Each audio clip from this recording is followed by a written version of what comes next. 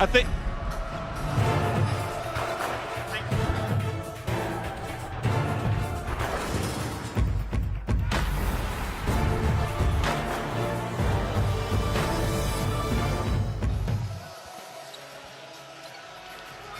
Hey, good evening. Welcome back to the Prague Arena. It's the FIBA EuroBasket Women 2017 final between Spain and France.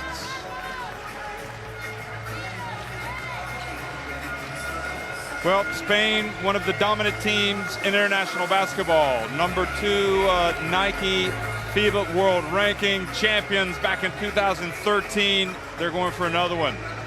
This is what's happened today. Italy winning against the Slovak Republic to clinch 7th. Turkey beating Latvia to finish 5th. We just saw Belgium roll to a big win over Greece in the 3rd place game, and now it's all about the title, and it's 2 great rivals, Spain and France, about ready to trade blows. Remember, France beat Spain back in 2015 in the semifinals of this competition, and that one was in Budapest. But of course, Spain did not have Sancho Little at that one. Will that make a huge difference? Well, you never know. I mean, we don't know how these teams are going to play from one game to the next. There's an air of unpredictability in not only this great rivalry, but also this competition that we're watching. I'm Jeff Taylor, joined by Shona Thorburn. And Shona, you know, these are 2 teams that are just at the top in Europe. I mean, you always know that one of them has got, and probably both of them, in fact, have a great shot of winning, getting a medal. You know, I think coming into this tournament, we,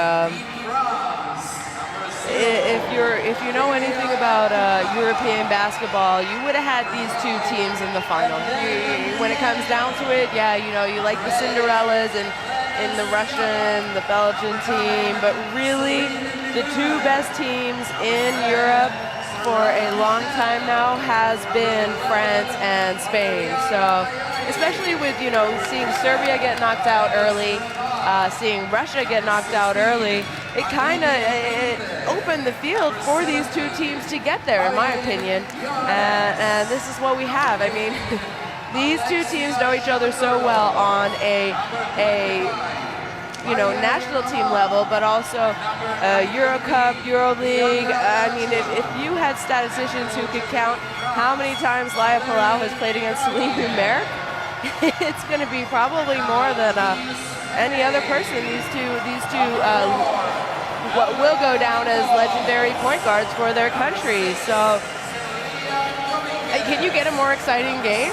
Well, this is the last game for both.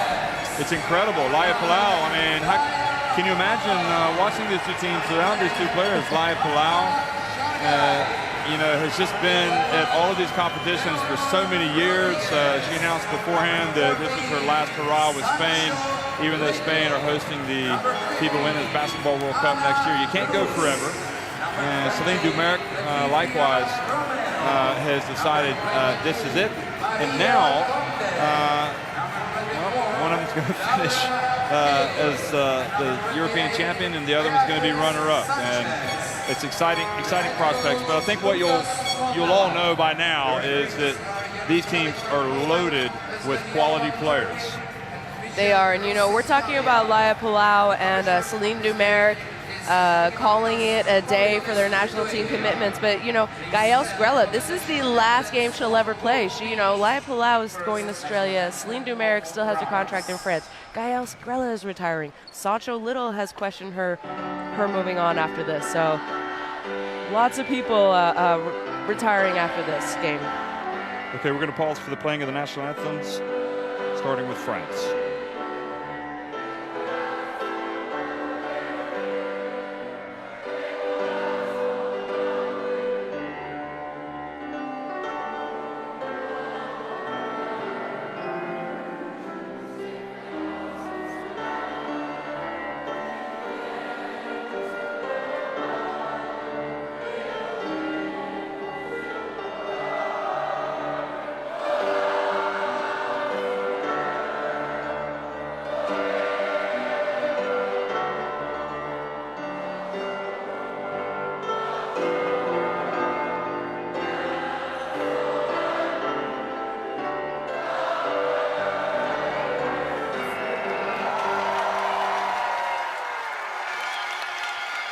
Well, that'll be the last time Dumert stands for the national anthem.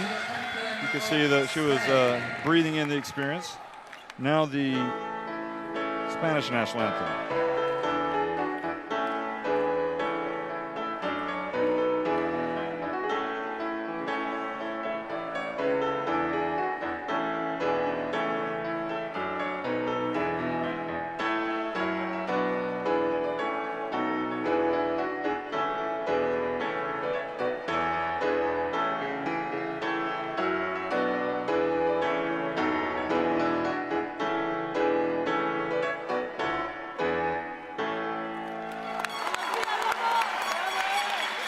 Thank you. And likewise, the last time Elia Palau will stand there with her national team in front of a national anthem.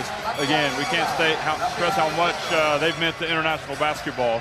And I guess really just say thank you, because they've been very special. So, Ladies and gentlemen, there are they played at World Championships, World Cups, Olympic Games, European Championships. You've seen the players. We're going to catch a glimpse of the three referees who have been judged to be the best at this EuroBasket women. They will be officiating this game. And they come from Poland, Turkey, as well as Italy. And you're familiar with all of them, and a look of satisfaction, shall I say. Well, I know. To get that recognition. No, really, you forget that. This is a very big deal for them as well. It means that they have ref well in this event, and that's why they have the opportunity to ref a gold medal game. So we're going to look at the rosters. Gosh, where do you start? Akupa, I think she's going to be very important in this game in the backcourt. Siak on that front line for France. Dumert, is this when she's going to have a huge breakout? Johannes, she'll be coming off the bench. Indy Miam, of course, has also been in this team for a long time. Siak, Dumert, Strela, and Tetron, who is back after having to miss the Olympics because of injury. And I wish the rosters actually could stay a bit longer, because I could talk about all those players. I mean, they're all good. And likewise for Spain, Laura Nichols, perhaps underrated, her importance, as well as Silvia Dominguez. Alba Torrens, quite clearly an MVP candidate. Jargai as well has been playing very well in the knockout. Sancho Little's back, the EuroBasket 2013 MVP. Nichols, Torrens, Palau, Jargai, and Little all in that starting lineup. Anna Cruz maybe hasn't really been as influential as we would have expected, certainly me. You've got Laura Gil also coming off the bench for Spain and playing big minutes.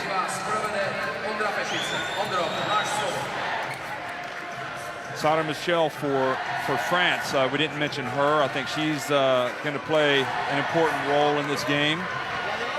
And again, Marine Johannes, number 17. Keep an eye on her. And what about the 18-year-old, the center, Alexia Charteroux? So here, I mean, it had to be this one, didn't it? Elia Palau, Celine Dumert. You know, I mean, it's a storyline. They're two great point guards going up against each other for the last time.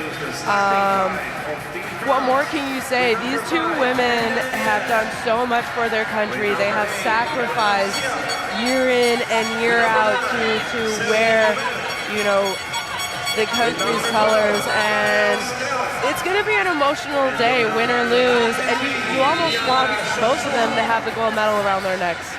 Well, Valerie Garnier would quite clearly like to have Dumert around longer, just as Lucas Mondello would like to have Elia Palau. I mean, they pick themselves. Lucas Mondello, he's been as loose as a goose. I mean, he was singing Julio Iglesias songs in the press conference after Spain's win over Belgium. And, you know, he's one of your former coaches. He used to play in Spain, Olesa, and he's a player's coach. And that's a major strength for him in his successful run with this team. Yeah, you know, he is. And I think anyone that plays for him will tell you they enjoy playing for him. They enjoy being around him. And He trusts his players. He gives them freedom, and that's very evident in the way this Spanish team plays. You know, Valerie Garnier, maybe she's a little bit more closed off, let's say. You know, but she gets the same kind of result, clearly, because they're both in the gold medal game, but they go about it differently. You know, I think there's a little bit more structure involved with Valerie Garnier and how she coaches compared to Lucas Mondello, for example. Good evening, welcome to Prague. It's the start of the EuroBasket Women 2017 final. And it's Spain and France, two traditional heavyweights, rivals. All the players, I would suggest, know each other well. Many of them are probably good friends, but when it comes to this game, they are enemies, and they're going to give everything. And it's going to be Nichols, and she is tied up already by Elena Siak. Both of those players at the Olympics, both of these teams at the Olympics. Both of these teams made it to the semifinals of the Rio de Janeiro Games. Spain ended up with the silver medal, losing to the USA in the final. And France, they also played the USA in the semifinal, but then they lost to Serbia in the bronze medal game. Of course, France got the silver medal in 2012, and Spain did not make it. Now Siak catches it down low early and puts it up on the rim, and it just stays off. But this will be an enormous challenge for Sancho Little, I feel. Because there's more where that came from with Siak. They've got others coming off the bench. So Torrens misses with her first chance. And now Tetuan is probing the defense. She's going to put up a long jumper, and she's going to nail it. I mean, that's a good sign. And you actually, right off the bat, those who have been following Spain in this tournament, you can tell they're not really pressuring this French team maybe as hard and as strong as they did their other opponents. And that's because they respect them, and they respect how potent they are on offense. All right, Palau misses. Nichols sneaks in there for the rebound. Now Torrens puts up a three, and Spain takes the lead.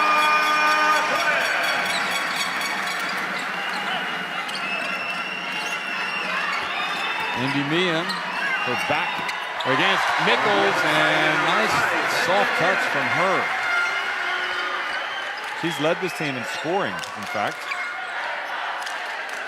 Yeah, she has. She's, you know, been important for them when they've needed baskets.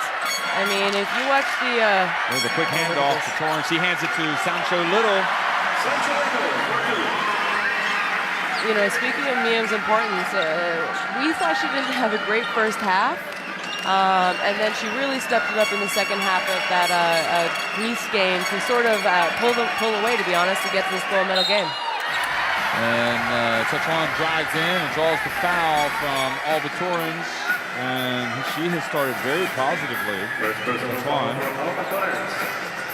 And France needs that. You know, they need Tetuan to, one, have confidence in her shot, because I can see Spain going under on screens, but then she also does have a height advantage and a little bit of a strength advantage, let's say, against Torrens, who's guarding her. So if you can get Torrens into foul trouble, you'll be feeling good about yourselves if you're France. And Tetuan again makes the free throws. So already the lead going back and forth here in this heavyweight clash. Torrens gets inside and pops out. He looks into the lane, hands it off to Sancho Little. Palau pulls up for the short one, follows up her shot. Jargai, and she draws iron, and Siak with the rebound.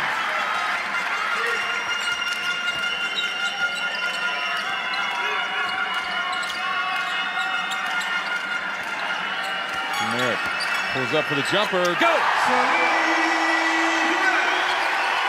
Confident start from Céline Dumeric. You know the French fans would love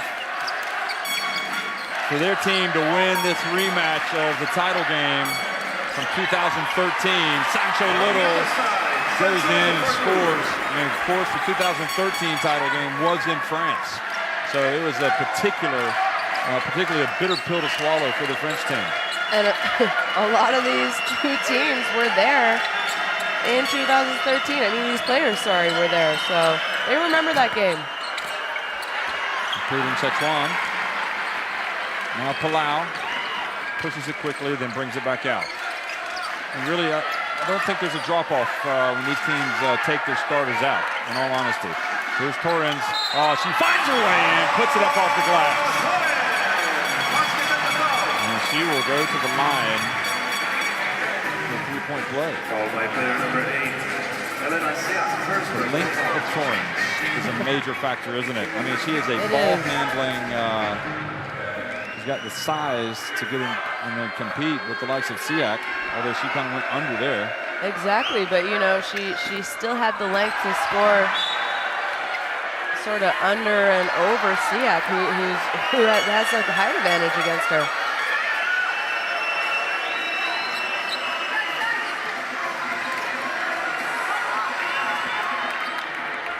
So you see Spain picking up full court here, and this is something that they can do because they do have so many players on the bench that, you know, if they're tired, they can take them out, and like you said, it doesn't drop off. Dumeric puts up a three and off the front of the iron, and the ball bounced out to Skrela. Now Siak goes to work against Sancho Little.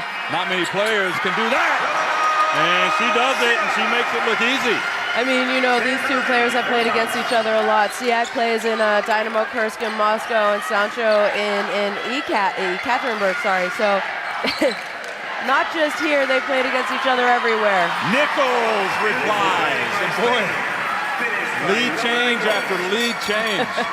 Skrela quickly puts up a tough shot. Went up to the top of the backboard. And now Torrens gets bumped by Skrela, who was hustling back. Of course, when I see a play like that, that's probably a good time to remind everybody her dad is a rugby coach. I think her brother's a player, right? Her brother, you know, her dad has coached the national team before. Her brother has played in the top levels in France and for France's national team. So she comes from a rugby family, so I'm pretty sure growing up she knew how to take and give those kind of hits with her brothers. I'm pretty sure her father was applauding that. That's my girl. I taught her that move. Torrens behind her back. Shot clock winding down. She has to put it up. I think she does. She's probably the MVP candidate, #1 candidate coming into the game. She is, and she came to play today. Clearly already scoring 7 points. Reach in and knock it away. She wants to make the most of this last appearance. She and Dumeric were teammates, weren't they, at Boers? Yeah, back in the day. During their younger days, let's say that. About 10 years ago, 9 years ago. Dumeric. And Nichols. And Spain trying to build a lead. And Apupa, as well as Mariel Amont, are going to come into the game. And Laia Palau comes in. Jargai open, online. Nope, not quite. Just to the left side of the rim. And Jargai reaches in, and she commits the foul. I mean, that's a good foul. I think Chachong was about to make a move, and she was probably going to score, so I agree with that foul by Jargai there. You know, she wanted to slow it down, not get Chachong that easy 2 points. And they have fouls to get, so keep that in mind. So Garnier is the first to go to the bench to start bringing in some fresh bodies. And this has been a major talking point, not only here, but back home in France, about how deep to her bench she has gone and whether or not that's a strength or a weakness to France. I think someone mentioned to us that in the semifinal win for France against Greece, all 12 players scored, and that's the first time it's ever happened at a EuroBasket. Jargai from the baseline. And Garnier seen enough. She's going to call a timeout as Spain get on their first little run here. So, yeah, I mean, a weakness in terms of some people think that you need to have a rotation rather than, you know, what if somebody's playing well? You're just going to take them out for the sake of it?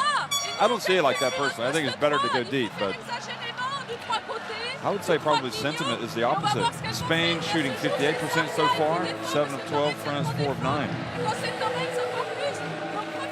I mean, you know, that's not bad. And especially these two teams they're both, Spain is very offensive minded, but they're still very strong on defense. I would say France's strength is a little bit more defensive minded as far as these two teams contrast.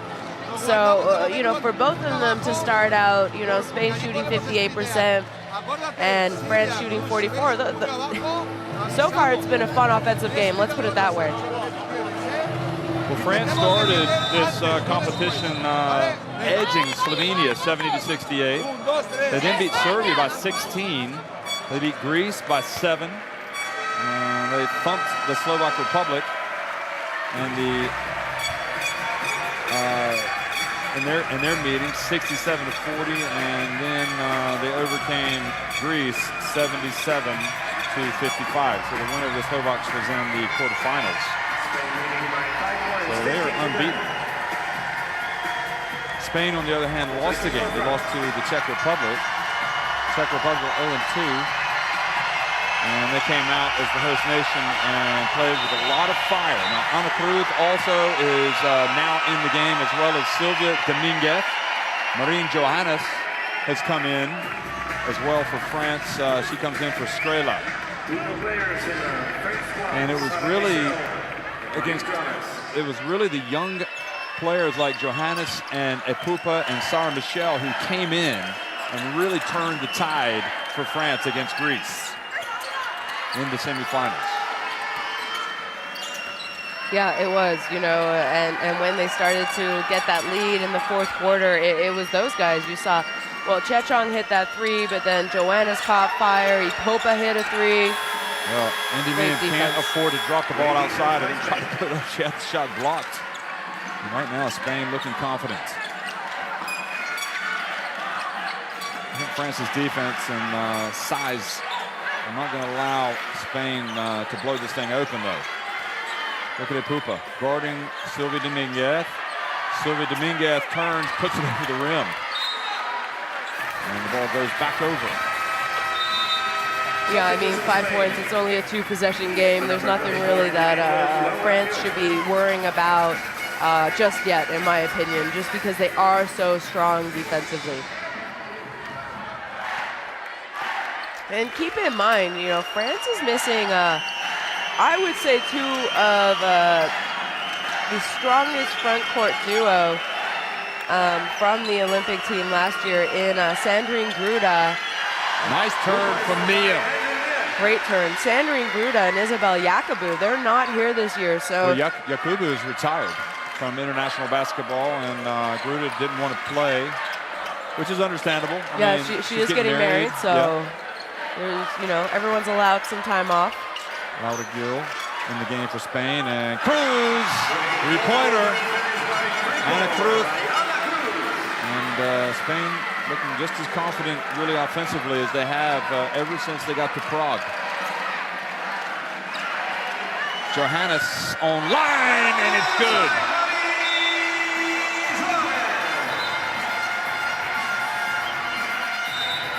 Oh, I didn't know what was going on. Muriel Mons is tying her shoe. Okay, so Mente comes into the game, and Johannes goes over to Garnier to get some advice as you look at the replay of Cruz hitting that jump shot. I think that's a good sign for Spain if I'm then, you know, Ana Cruz hitting her first 3, because she has been slow getting started in this tournament. She's someone who could easily have 20 points tonight. So Cruz, she misses, and Sarah Michel there for the rebound. And Johannes pushes it quickly, and she falls out of bounds. So she got into a place where she couldn't turn. And, you know, you talk about not getting too close to the sideline, and that's just good defense and strong defense from Marta Chargay, who, for this Spanish team, is known for her defense. Torrance comes back in. Nichols back in, and Little takes a seat for the first time. It's all about fresh legs. And look at that. Torrance almost just You talked about Sarah Michelle's arms. They're deceptively long. They are incredibly long. You know, I call her Go-Go Gadget Sarah Michelle. And trust me, she can get her hands and fingers on a lot of balls. So you have to take care when she's guarding you or around the play.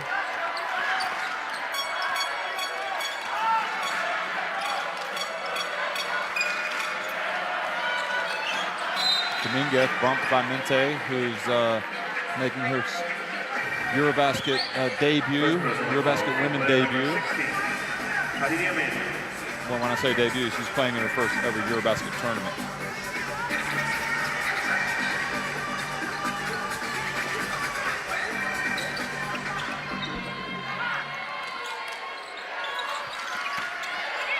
So Anna Cruz over to Nichols. And if I'm France, I don't mind that shot. You know, if Nichols wants to shoot shots, I would say a step inside the three-point line, you're going to give her that. Pupa drives. Oh, she makes the shot and will go to the free throw line. Foul by player number 6, Sylvia Dominguez. First personal foul and 10. Shots for France. And quite clearly, Dominguez was hustling back on defense, but she kind of nudged her, and Pupa completes the three-point play. So we now have a tie game. Just when you thought Spain might start to do a little something here, it's those youngsters that we talk about that have come in and made the difference. Johannes, Pupa, Sarah Michelle. Yeah, you know, you call that bench scoring. Torrens, though, has the answer. She has come to play. She's proving why she is an MVP candidate. She has 10 points already. She's going to have a 40-point night if you let her keep doing this.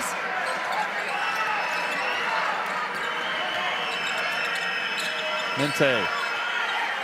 And a reach by Dominguez. The ball goes off of Mente, the referee says, and out of bounds.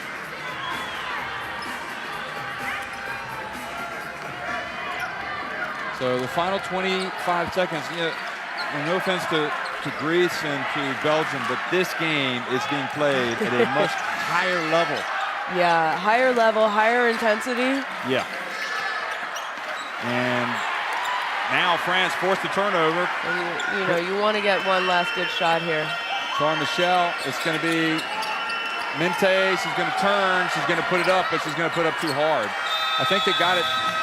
No offense to Mente, but to the wrong player in that situation. Yeah, you know, if I'm Johannes, and this will come with experience, take that shot. Everyone on, those four other people around you wanted you to take that shot. So, you know, 21-18, look at that, 50% for both sides. I mean, this is going to be a game. Yeah, surely they can't keep this up.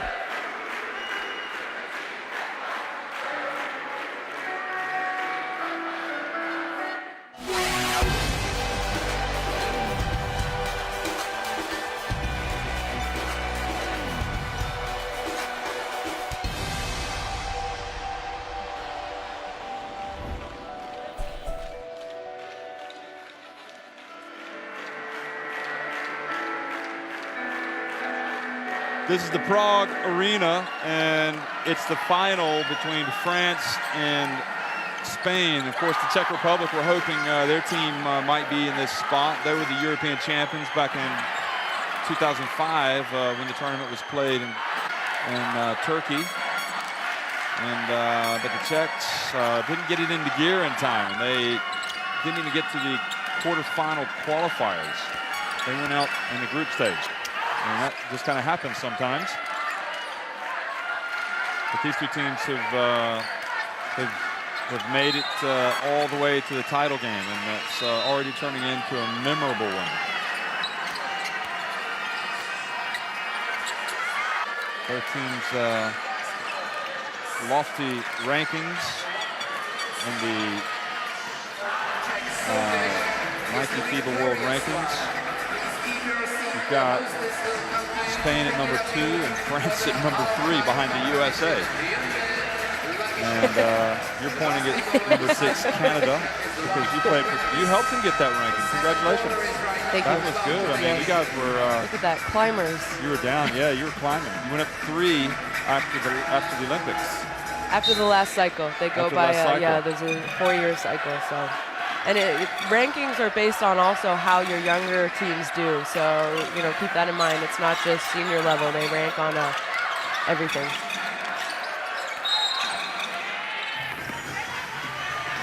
Well, you've got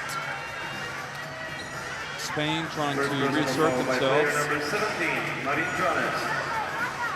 It's kind of Cruz has been a little bit more assertive tonight, which is good news. Yeah, I would say she's come out with a little bit more aggressivity. She's looking more for her shot early in this game, where they need her to do that. Oh, but then you have this player. Boy, Torrens was determined to get in and put pressure on that D, and ends up with Anna Cruz for the three-pointer. And that play was Lauda Nichols knowing where Cruz was and tipping it out. And again, I don't think she's going to be credited for that, but that should be an offensive assist or offensive rebound and then an assist, because she did that on purpose. And Mente, perhaps her lack of experience at this level is going to get her out of the game pretty quickly here, but look at this. Yeah, we see the tip and the shot. I'm telling you, statisticians, offensive rebound and assist. Oh. They find Cruz inside. She passes out to Torrens, wide open, another 3 attempt. And now Ipupa has a chance to run. And she gets it up to Mente. Oh, what a pass from Mente! Back to Johannes! Spectacular play, my friends. That was exciting. I was just saying Mente wasn't ready. She just shut me up. Garnier says, go sit down. Mente's staying in there. She goes, I wasn't ready to score, but I was ready to make an exciting play. And that's just a good job by Johannes following the play as well. Instead of just assuming that Mente was going to have the layup. Here we go. Take a look at this. I mean, it was so fast, the cameras didn't even have time to catch up to it. So Cruz comes out as well. Charteroux comes in for France, the young 18-year-old. And she wears number 18. So that's makes it easy to remember age. Of course, Tetron wears number 93.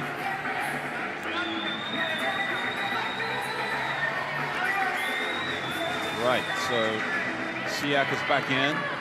And Charteroux, this is a interesting test now for Charteroux to show us what she's got.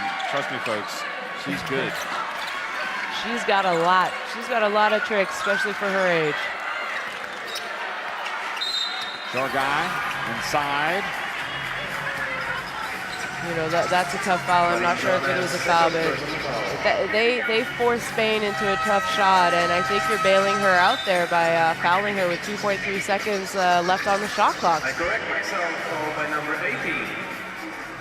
Alexia Charteroux, first personal foul. Johannes comes out, and coming back in is Strela.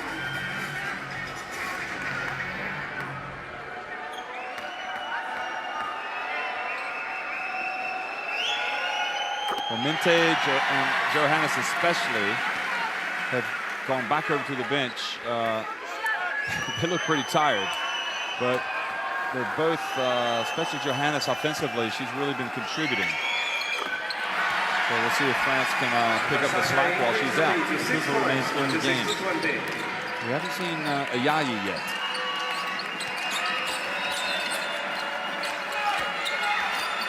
Tetron loses it. It's Jargai. Quickly to Palau. Jargai sets her feet, and Ipupa brings it down. Ipupa just goes right into the lane, misses, and now Palau has it. And aren't you just seeing these two teams play at a different level than we did yesterday? I mean, they have honestly picked up the intensity and the level of play, like even from yesterday. It's amazing. Well, you said they had a higher gear, and they're showing it. Sancho Little from the corner. And France decide to call another timeout. I mean, it's going to become a difficult night if Sancho Little is hitting long twos like that.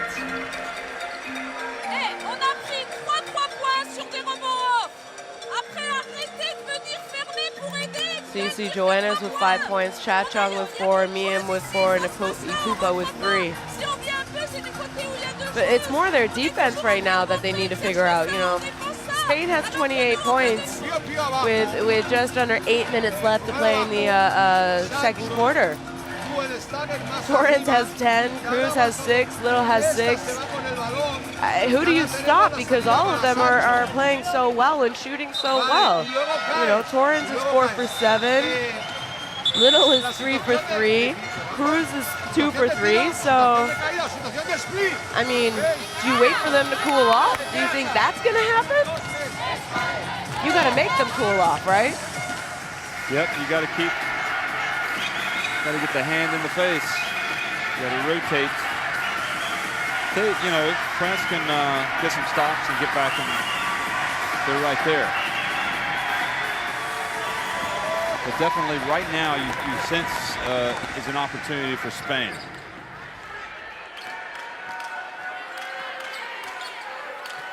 And they're back in there. Garnier needs her to lead the French back. And Sancho Little goes up, comes up with the steal.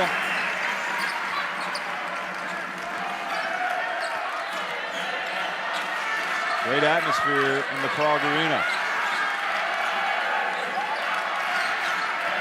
Palau has it taken away. See, this is my question. She didn't go for the ball. There's no way she went for the ball there. Yeah. She was upset that she got stripped. She thinks she got fouled. Watch this. Let's take a look. That's a pretty good strip. And then look at this. Yeah. So how is that yes, not an unsportsmanlike that's all I'm foul? saying. If you're gonna call unsportsmanlike fouls, you have to make it consistent no matter where it happens on the court and at what period and time of the game. So this is something I think, especially after this tournament and maybe the controversy that we saw with Italy, the refs are going to review and talk about. Dumerc, front and back of the rim, stays out, and Sotwan gets the rebound, tries to go straight back up, but Sancho Little takes it away, and then Siak nips in there and ties up Sancho Little. Yeah, the point that you're making is yesterday what happened in a vitally important game as you look at the great block from Sancho Little and then the heads-up play by Siak to tie her up. The great Italy led by 1, and then they just had a foul to give, so they decided to foul, and Zangolicini was called for an unsportsmanlike foul on Latvia. Latvia made both free throws, and they ended up being the game-winning free throws. And let's remember, there was time. Latvia might have hit a shot and still won the game. So exactly. It wasn't, no time left on the clock. Let's not forget that. Even Italy had a chance to win it with a late shot of their own. Yeah, they did. So this is all I'm saying, and I know as an athlete it's frustrating. And there's inadvertent fouls that happen where maybe Palau might have run into her accidentally because she was tripped or pushed. Fine, but she clearly meant to foul Celine Dumerc there. So this is just what I'm saying, especially as a basketball player. It's frustrating when it happens sometimes, doesn't happen other times. Like, there is no consistency, that's all. Well, right now it's France trying to cut into this 8-point deficit. And Indy Miem called for the double dribble, and good defense with just under 6 minutes to go. And right now the French D has to be strong. It does. They have to dig down right now, and we've seen how well and how fast and how quickly Spain can put points on the board. So, if I'm, you have your starting 5 out there, you're saying, hey guys, we need to get some stops and we need to get some scores and we need to stop turning the ball over. We have 6 turnovers. They had 24 the other night. Charguy turns in the lane, scores, and the lead now 10 points for Spain, and the French fans quiet. They probably need them a little bit louder.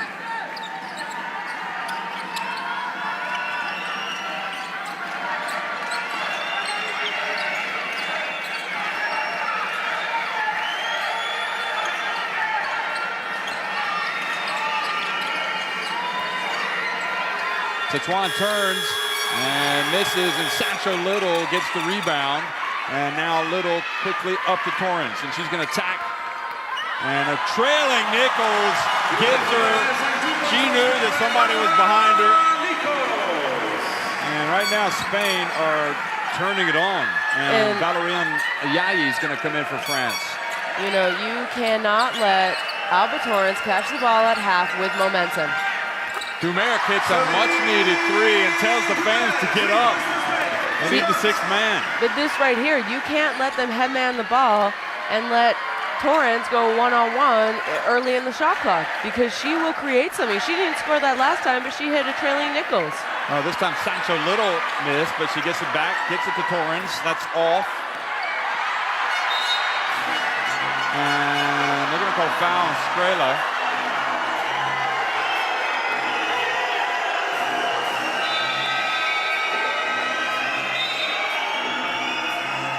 Second personal foul for player number 12, Mel Snell.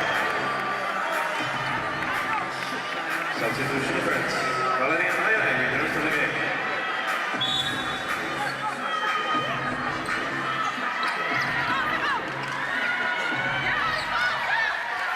So right now France teetering or a little up. They get the steal. Ayayi. Bounce pass. Oh, what a play from Ayayi right off the bench to Tetuan. I mean, that was right on the money. Kind of through defense as well.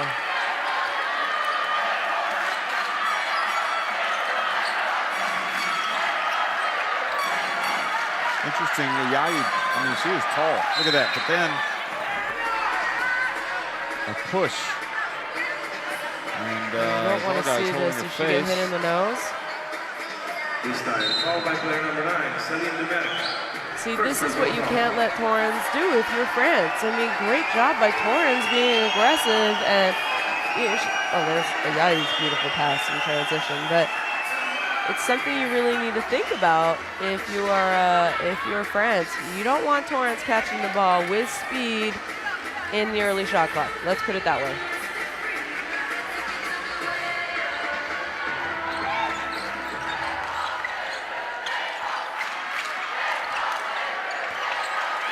Draw guy, long jump shot. And it went off of Siak's hands and then Dumeric's hands. But they couldn't control it. And I have a feeling Coach Mondella is going to want to talk about that offense, because that, you know, if I'm France, I'm happy with Spain shooting a sort of a contested jump shot without much created before it. You know, they didn't really run a play there, so they're so much more talented than just letting one person shoot a contested shot. So you see Torrens with 10 rebounds, Nichols with 4 rebounds already, Torrens with 2 steals. You know, I talked about France's turnovers already. They have 6 turnovers in this game. There's still 3 minutes and 43 seconds. They got to be careful. Chachong with 6 points, Ipopa with 3. 3 rebounds for Ipopa. Sorry, yeah, rebounds. And I mean, from a scoring standpoint, 6 for Little, 6 for Anna Cruz, 10 for Torrens, and 4 for Laura Nichols. And for France, really, we've got 5 from Celine Dumeric, 5 from Johannes, 6 from Tetuan.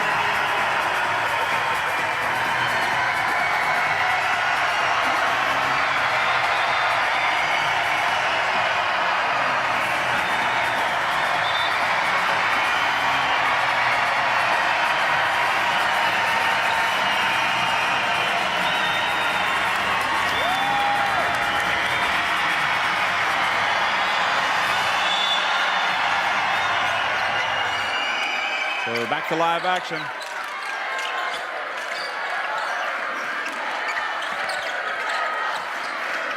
And Lai Palau turns, but she traveled.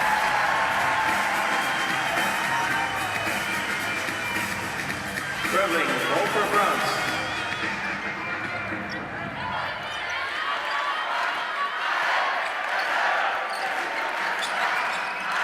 So back to Ayayi now, and now Tetuan. And jump shot is good, and if France can just put together a little bit of a run, everything's going to be okay.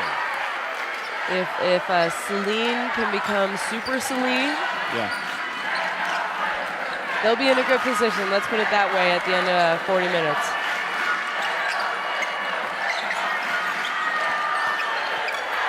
Sancho Little, though, catches it on the low block. She's going to be tough to stop. She is. You know, we've already seen her hit a shot just inside the three-point line, and she's unstoppable if she gets the ball that close to the hoop. Nevertheless, better from France on this end. Dumerc has it. Ayayi for three. And, Sancho Little, I thought the ball went off of her, but the ruling is that it went off of Siak. And, you know, we have the advantage because we get to, you saw Celine coming off the screen, and that's just a good job in knowing that her defense got hung up a little bit and she was going to be open. I was going to say the advantage is we get to see a replay, but we weren't able to see it that time. Cruz on the baseline. And Nichols, no, they're going to call the foul on Siak. So twice in a row, Siak comes off worse.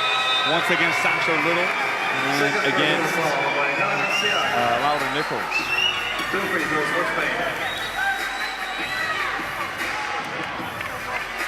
Mary Alamont seems to have solidified her place in that national team now. She's kind of in and out.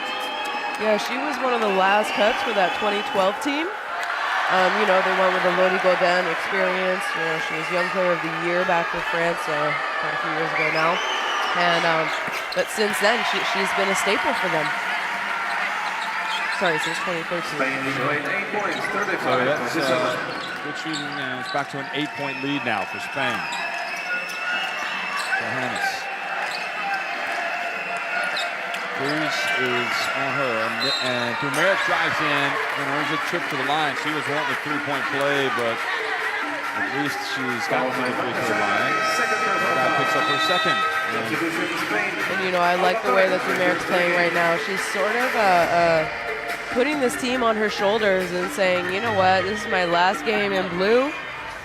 I'm going to give it everything I have. Yeah, because we haven't really seen her feel the need to do that in this EuroBasket. And she's on target with that first one. But, you know, even statistically, maybe she hasn't had one of the tournaments that we've seen her have before. She's still so valuable in so many other areas to this team that they really do rely on her. Substitution Spain. The number 6 in the game goes Julia Rodriguez.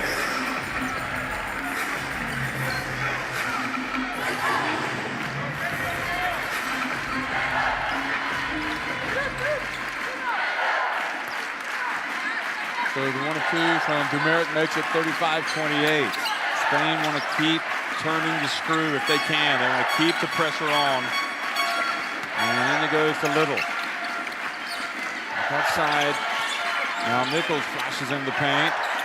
She turns short. Now quickly, Dumerc pushes it up. Dominguez right on her. Dumerc goes behind the back. No look pass. Miem from the corner. Ooh, thought that maybe was off of Amont. This one's even out over the course of the game.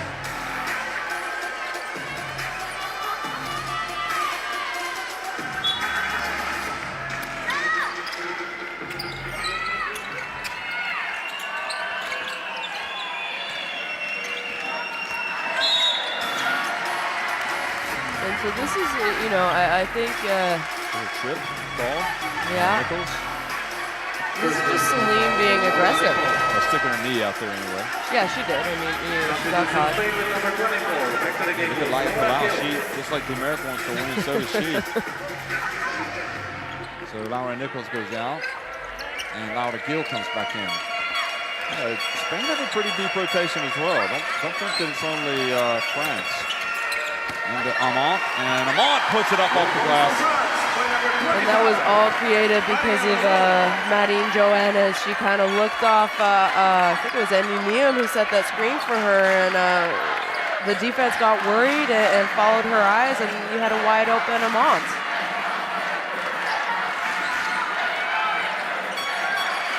Proof over through Dominguez. And Johannes rejects her. And then Indy Mia is able to bat the ball over to Ayayi, but she couldn't control it. So Torrens has it.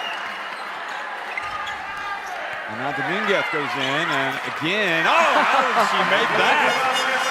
I mean, that's a little bit of luck. It's the basketball gods on your side there. Do you feel the intensity in this game? Like, these women, it's like their eyes. Every ball is incredibly meaningful. I mean, look at that block. Great timing by Johannes. I don't think it was a foul. No, not at all. It's exactly as we expected.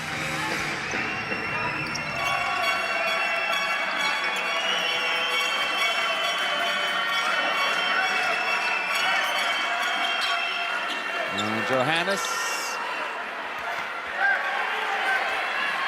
You'd almost maybe want them to keep trying to attack the basket, but here Spain is with the perhaps last shot of the half. Sancho Little, jump shot, good! That is what you call an end of the first half dagger for Spain. They go to halftime with a 39-30 lead over Le Bleu. France 30. Dámy a pánové, máme za sebou první poločas finále, skóre je Španělsko, Francie 30-39. You know, I want to say both teams cooled off, but Spain only went down 2%. So France cooled off a little bit in that second quarter. 20-16, nothing's too alarming. Good job sharing the ball, 11 to 8 assists, 7 turnovers. I mean, Spain has shot the ball a little bit better, and that's why they're at 9 going into half, right? It's intense.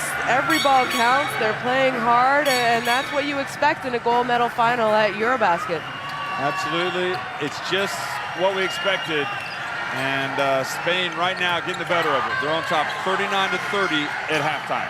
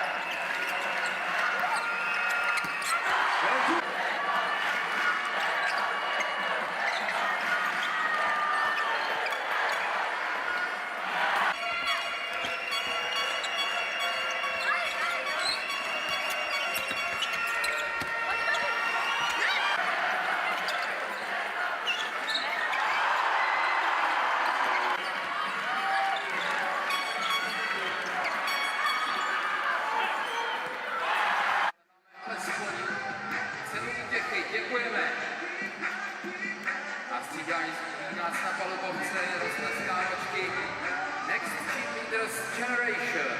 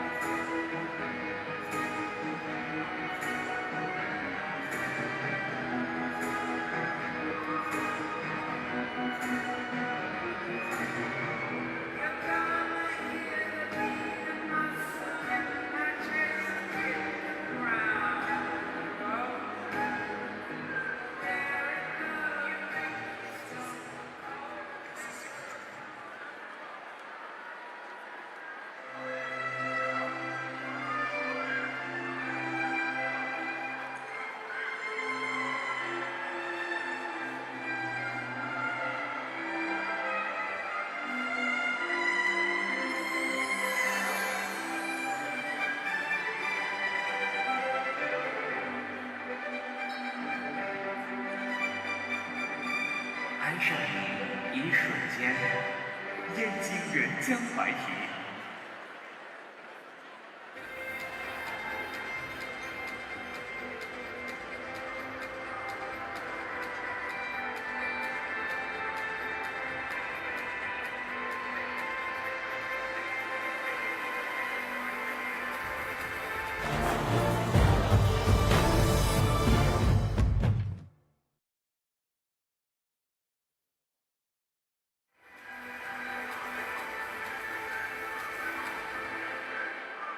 Denní přehledné a aktuální informace z vašeho kraje, okresu i nejbližšího okolí. Luštění a křížovky pro celou rodinu. Rozšířená sportovní rubrika i pravidelné přílohy TV magazín, deník plný bydlení a magazín ženy. Objednejte si na 14 dní zdarma na 272 015 015.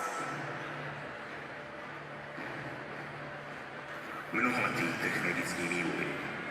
Investice do moderních ekologických technologií. Jednou z nejdelších distribučních soustav vytápíme 60 000 domácností.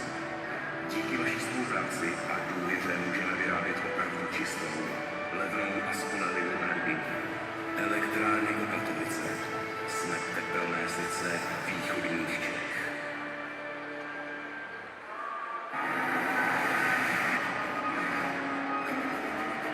I soutěžní jezdci už to vědí. Přichází vůz, jaký tu ještě nebyl. Atraktivní, sebejistý, bezpečný, prostorný, luxusně vybavený. Prostě nejlepší český liftback všech dob.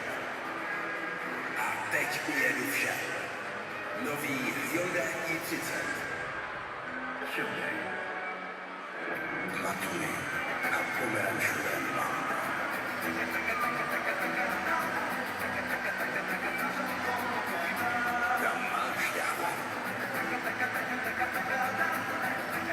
Vaše hvězdy chutí novém.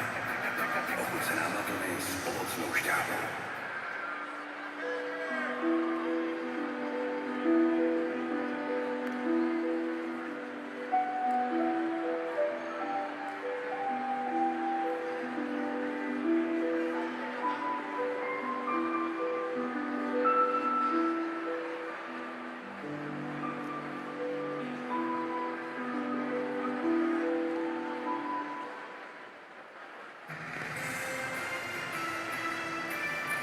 Každý všední den v 9 hodin ráno vám přinášíme výjimečné hosty, zajímavá témata s osobnostmi, které mají co říct.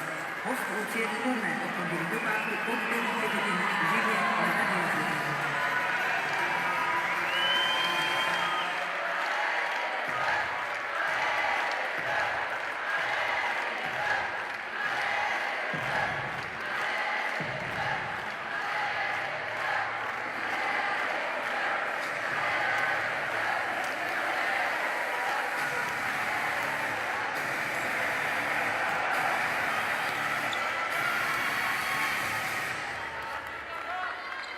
Univerzita Hradec Králové fandí basketbalu.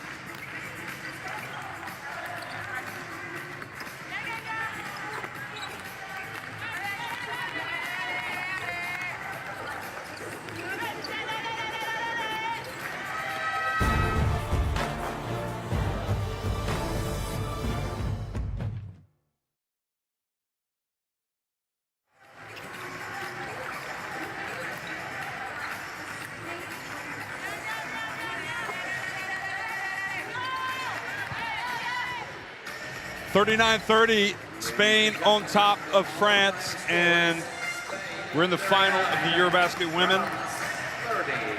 Great atmosphere in the Prague Arena. Great atmosphere. Great performance by Spain, who effectively, I'm convinced, were playing at about, I'd say, second gear, third gear when they were in Radec Kralova in the group phase. And ever since they got here to Prague, they've been going a lot faster. They moved into third gear, then they shifted into fourth gear, fifth gear, and right now they're getting close to getting into overdrive. And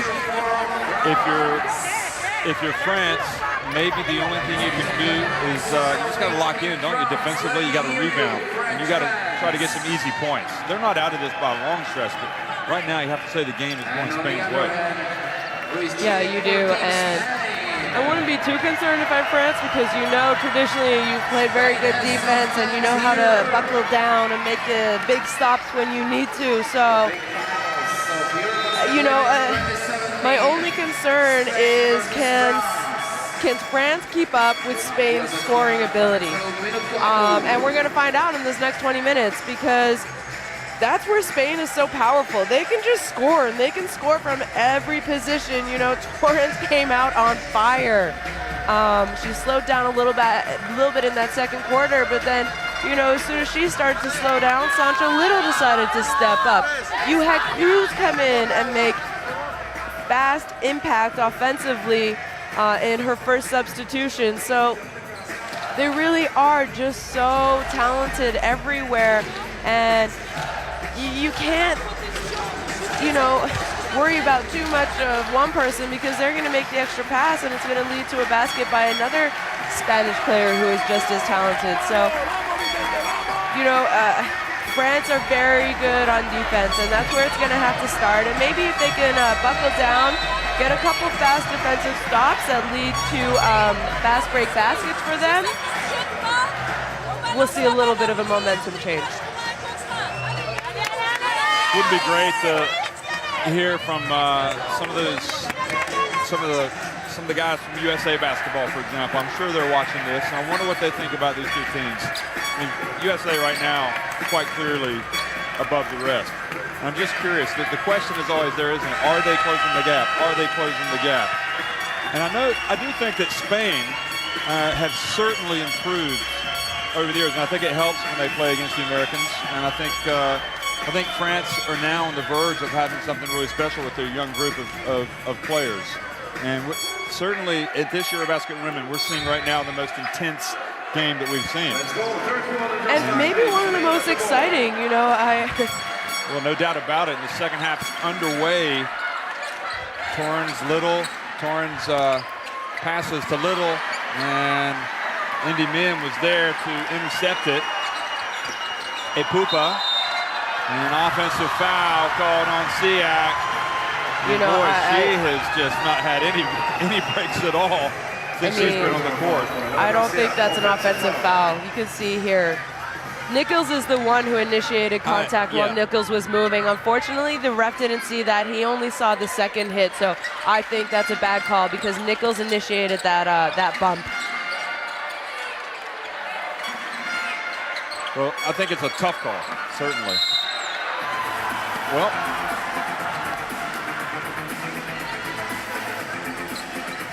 you know, France had some experience. They're going to lose Siak. That was a foul. I mean, she was late. You know, Siak thinks she was standing straight up, but she was sliding into stop Dominguez's penetration, in my opinion. Cruz is going to inbound it.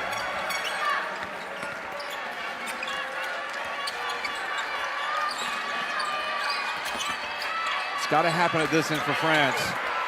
And well, we got some quick hands, but Torrens was nevertheless able to get the ball up.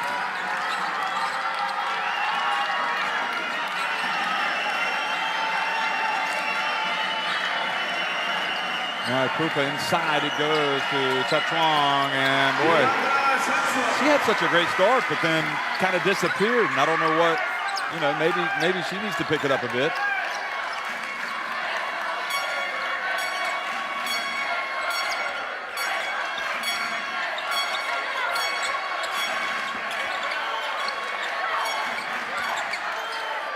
Torrens hits from right She's around the so free throw line talented. distance. Oh. You know, we talked about Azanda Lassini possibly being like a Torrens. Well, Sylvia Dominguez goes up, and the lead is starting to grow, and it's danger time for France. If they don't get a basket here, I think you could look for Garnier to get a timeout. And they have turned it over once again. 2 possessions in a row. You know, you cannot turn the ball over against Spain, and you can't turn the ball over consecutive trips down the floor.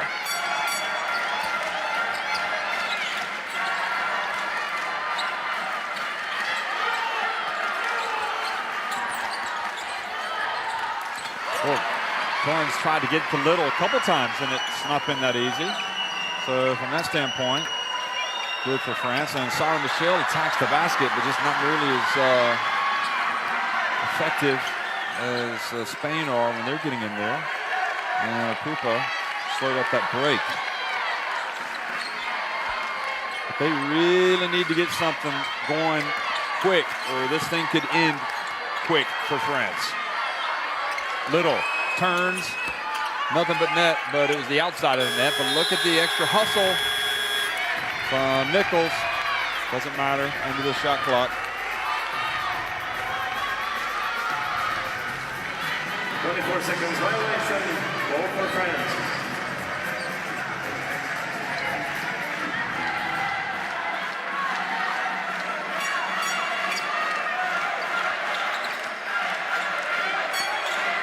And once again, Little this time for Spain, reaches in and takes it away. Look at her push it quickly. And it's going to be Torrens for 3, but it was short.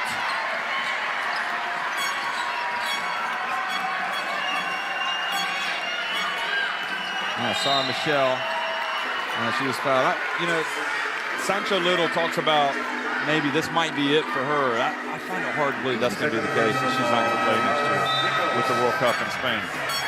You know, I had the opportunity to talk to her earlier in this tournament, and I said the same thing. I said, you know, you're going to be playing in Spain next year at the FIBA World Cup. And she said, no, you know, I think this is it. So, you know, she hasn't announced it. So I think if she hasn't announced it, it means she's still wavering on the decision.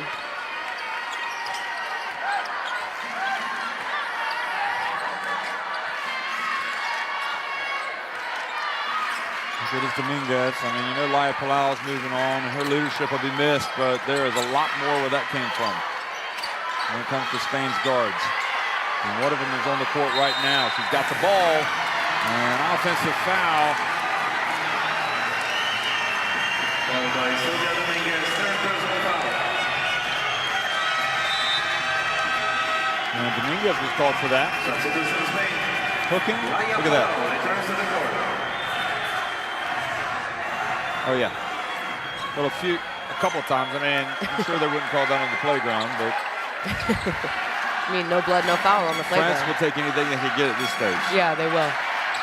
And Tetuan drives in. Look at Laura Nichols. Just had her hands straight up.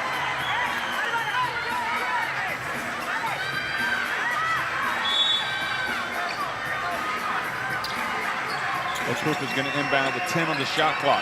She gets it to Marielle Amont, and Amont turns, and a foul called on Nichols.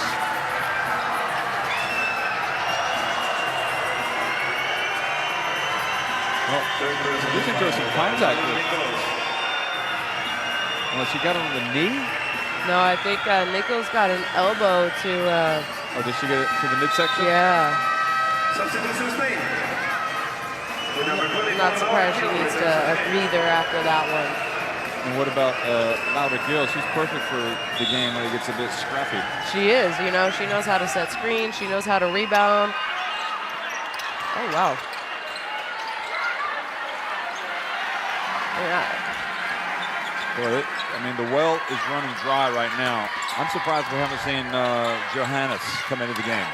Oh, she is in the game. She is, but I'm surprised Celine Numeric. And Celine as well. Cruz puts it up. I mean, they've got lucky because in the last, I would say, minute and a half, or at least 3-4 transitions by Spain, they haven't scored. But since the beginning of this half, we haven't seen one good shot attempt, other than Chachon, sorry, early. This is what they've got to do. They've got to let Johannes create. Okay, she's going to put up the jumper. And that's a good job by Spain. One shot, and, you know, they're running.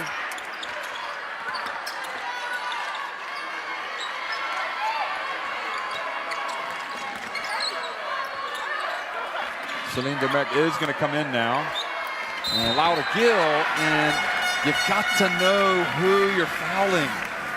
And Mariella Mont, and Laura Gill is... Look at this. You think she's going to make this layup before the foul? I don't think so. It was kind of a left-handed hook shot, and she was almost parallel to the backboard, so she wasn't even going to get guidance from the backboard. Garnia is just like switching her players, looking for something that works. Charteroux is coming in. It starts with defense, and we haven't seen that yet in 5 minutes of this second half.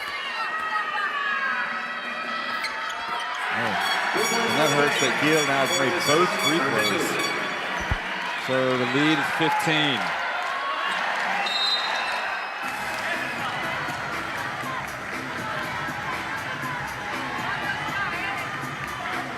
Followed by player number 15, Anna Cruz. First person to foul.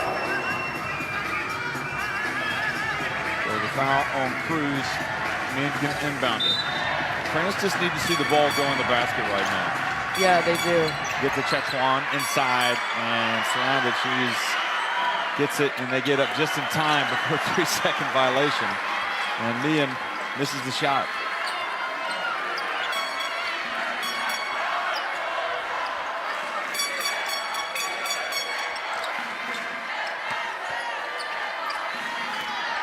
Jorgai, and 5 on the shot clock. So timeout, and France have scored just 2 points in the first 5.5 minutes of this second half. And their offense has just ground to a halt. It has, you know, they're 13 of 38, and at halftime they were 12 of 31. So, you know, you can't go 1 for 7 and expect to stay in contention with a strong Spanish team. You know, they already have 3 turnovers. I mean, they have to figure something out, and it has to. This game isn't by any means out of reach. Let's not put that in people's minds, but they do have to start making stops defensively and then putting the ball in the basket. No question about it. So interesting how I mean, there was a very good flow in the first half for France, at least early on, and she's got Charteroux. Minte is now in the game, as well as Mian, Johannes, and Pumer. The problem is if you try to press Spain, that's when they can really start to hurt you. So I don't know if they would go to that, but the shot clock about to wind down. And Johannes gets it to Minte.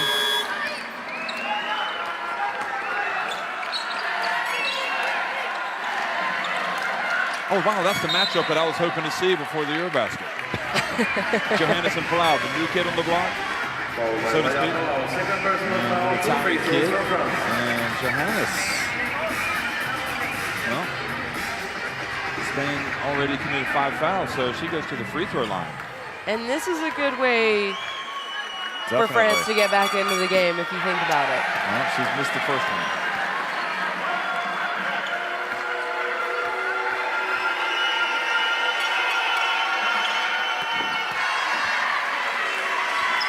You know, it's interesting that the last 2 years, Spain haven't had Sancho Little. They didn't have her in 2015 when they played France and they lost. He's back now. That makes a big difference. Cruz, meanwhile, just goes down and hits a jump shot. How smooth is her jump shot? Look at this.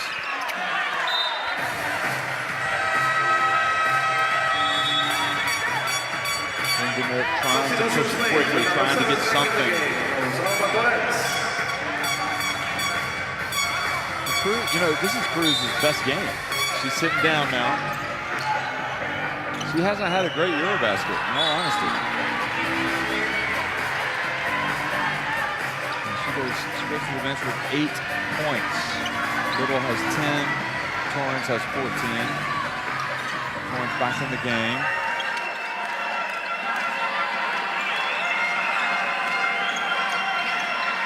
Meehan right at the edge of the free throw line, and finally France gets something to go and cut the deficit back to 14 points.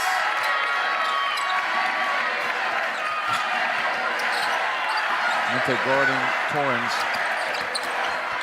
and Torrance trying to force it in there. It's going to be 9 seconds on the shot clock.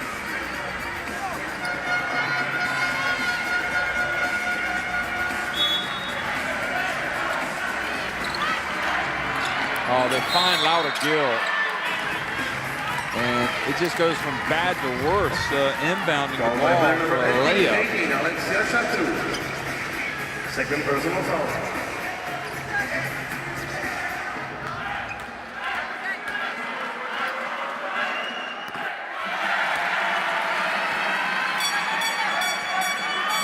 Back to 15 points, and Lauder-Gill.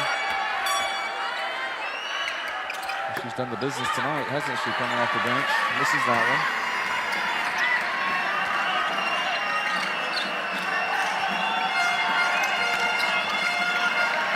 Merritt goes behind the back, gets it to Meehan at the line.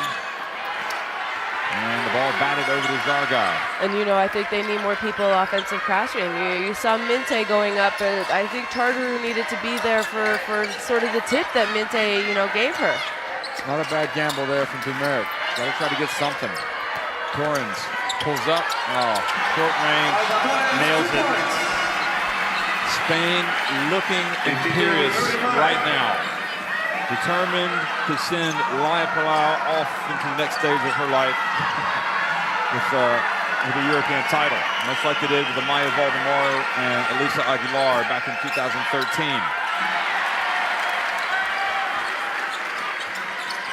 Yeah, and now, you know, I imagine Spain to use the clock a little bit, and France needs to take some risk here. And the little, and Johannes had no other option but to foul. Second personal foul for player number 17, Marin Johannes. 2 free throws. No time to celebrate for Spain yet, but I'll tell you what, it's not for all, because they are in command right now. Sancha Little. Oh, she misses that one. Chachuan's going to come back in. She's got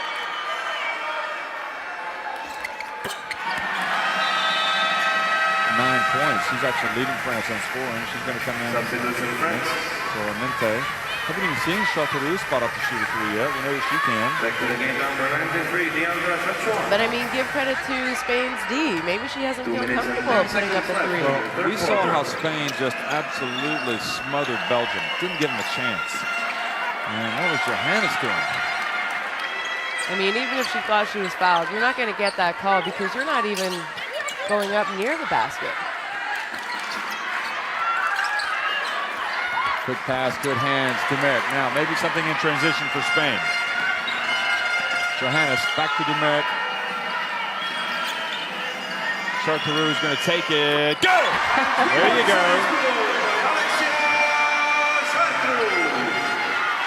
Why not? I mean, we've seen her hit the 3. Spain, or France, were patient. They got it to Charteru, the 18-year-old. Torrens. She goes right back in and draws the foul.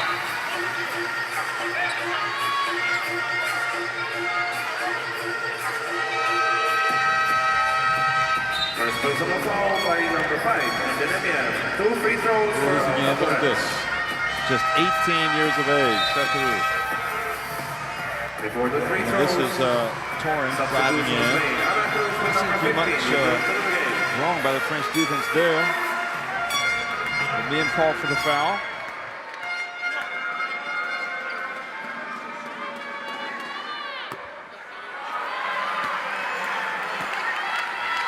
France maybe can get down to 10 points here. But the problem is they just haven't been able to score. Getting down to 10 before the end of the quarter. And that was my biggest concern for France going into this game. Can they score? And can they score at the pace that Spain can score? And, you know, we saw them hanging in there a little bit the end of 10 minutes, you know, halfway through the second quarter, and then Spain just started to pull away. Into Niam, little jump hook. No, that's better. No, that's a 14 points, the deficit. So they're making a little bit of progress. Steady.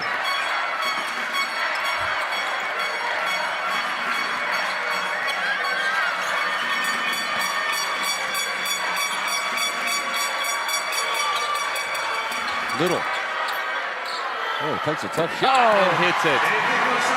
Like Palau says, I'm going to go out with a bang. I mean, you wouldn't even consider her a shooter, and she just made an incredibly tough shot over a very good defense. I mean, Celine didn't give up any distance. Yeah, you feel bad for France in that one.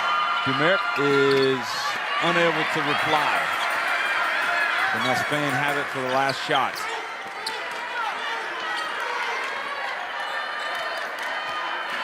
And they give it to Cruz, who, well, you know what she can do in the final seconds. Nope, they rotate it to Palau for three. Now to Gill, and they don't get it off in time. So the third quarter was all Spain. They lead it by 16 points. It's not quite the classic that we expected. And France are going to have to dig into their magic bag of tricks to come up with something, because right now everything that Spain is doing is working. Intermission, jukebox with Václav Koberman. It's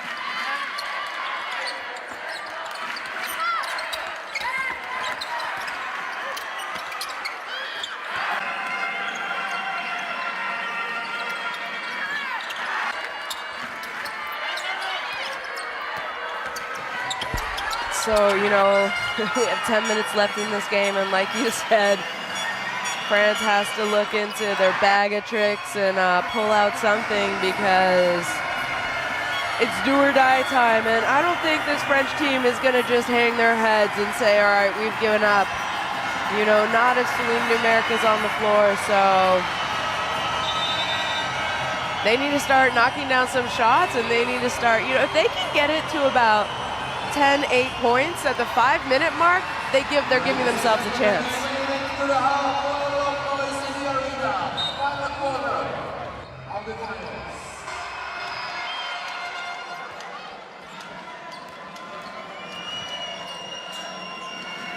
Well, fourth quarter action underway, and I mean, that's a good start. That is a good start.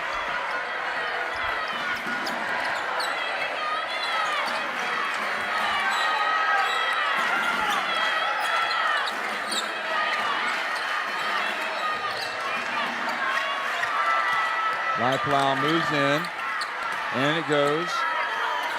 And the drive, and another one, and it's Cruz.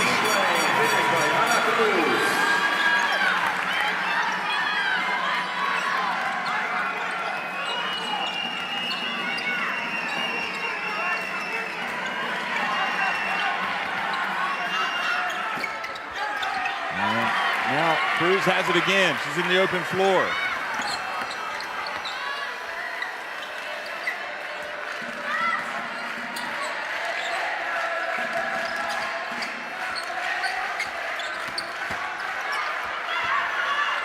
Air ball for Gill. And another chance. And 16 points is the deficit. Possibly more of an opportunity with John coming in, although she's very good in this tournament.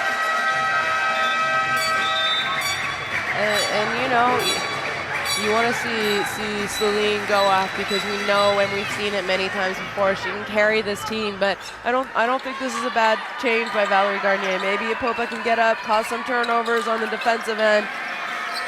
She's not a big scorer, but she can push the ball, that's for sure, because she's fast. Siak. I mean, that's Spain saying, go ahead, shoot that. Yeah, exactly. And she walked right into it. So Spain looking good best to get back to the top of the podium right now. Sancho Little gets inside and puts it up.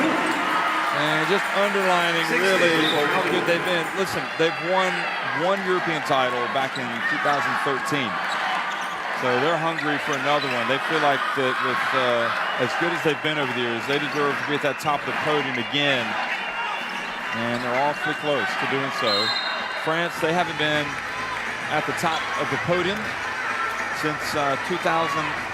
They've been there or thereabouts ever since. They have. They've had some type of a medal around their neck at every EuroBasket since 2009. I mean, this will be their third successive runners-up finish if they can't come back and win it. And Marielle Mont has it. They've got such great size. You know, Spain's quickness and the ability to run, the way they move. Here we go, Apupa drives in, puts it up, and scores. Spain slow getting up there, asking for some moisture to be. I don't think Spain is 16 points better than France.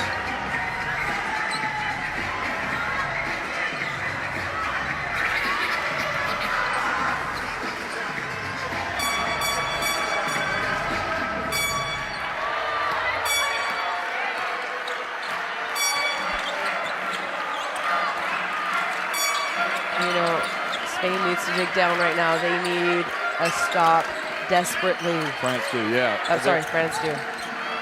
Torrens gets in line, goes behind the back, and Tetuan gets her hand on it, and Nichols pushes off, call for the foul. Good spot by the ref. That stops the clock. And France is okay if they stop the clock. You know. Absolutely. 2 fouls on Spain. So they're one way away from the bonus at this stage. And look at this. I mean, France can't even inbound the ball. Guys, what are you doing? How about your teammate? And now it's Gill. Look at this. Yeah. So there's 3 defenders for 2 offensive people. Maybe someone else needs to come.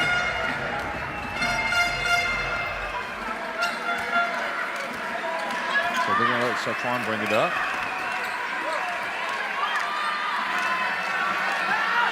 A good job by Spain because you've already taken 14 seconds off the shot clock.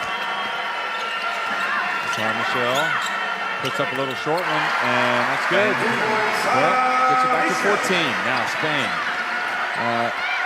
try to drive in another dagger, or will France get another stop?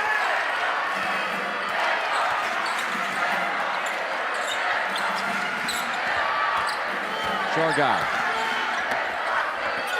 Over to Torrens, shot clock winding down. Oh, she just goes right around. Oh! If she'd made that, that would have been one of the plays of the game. Sarah Michelle came right out on her, and Torrens just went around, went right behind her back. And more, I've got a pretty good idea who's going to be named MVP of this EuroBasket, unless we see something dramatically happen. Torrens already with 17 points. And you know, let's talk about Torrens a little bit. She's at the free throw line now. She's averaged 17.8 points in this tournament. She's averaged 7 rebounds, 3.6 assists. She's shooting 46% overall, 42 from 2-point and 56.5 from 3-point line. So, I mean, she's only shooting 61% from the free throw line. Maybe they need to foul her a little bit more often. Well, Pupa, she got down the court quickly, but then just lost it, fumbled it away, trying to make a play. And might have been a little too fast for her hands. Yeah, absolutely. So Palau. Jarguy at the edge of the line. And Spain just turned the screw. 17 points advantage. Please welcome next to the generation from Poland. And really, they're making it look easy. They are. To be honest. You know, you think France plays good defense, and then all of a sudden there's someone open and someone who makes a great shot. And this is what I mean. They're a threat from every position on the floor, and it's true. France does play decent defense,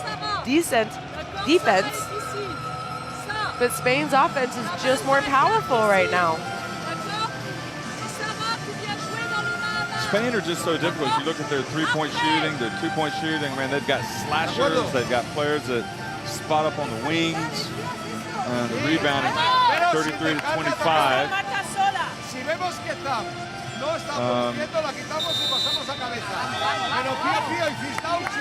They've got players that, I mean, they get into transition. They weren't really getting into transition much early, but you've seen Torrens, and there's Torrens kind of in the half court. She can pull up and shoot. We've seen her literally score from everywhere on the court, as far as slashing to the hoop, making a nice move, layup. Look at that, 18 points, 5 of 8 shooting. We've seen her go to a pull-up. We've seen her knock down threes. We've seen her make free throws. There's not much more you can get out of your best player. Well, I saw Spanish Basketball Federation Jorge Garbajosa walking around. I know he's going to have a big smile on his face if this score remains. Sara Michelle drives in. Sancho Little collects the rebound.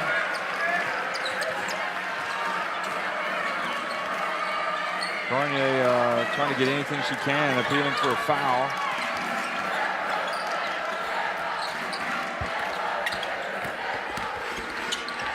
Oh, past a little, wide open. It's just they're like running circles around France right now. Literally. Literally.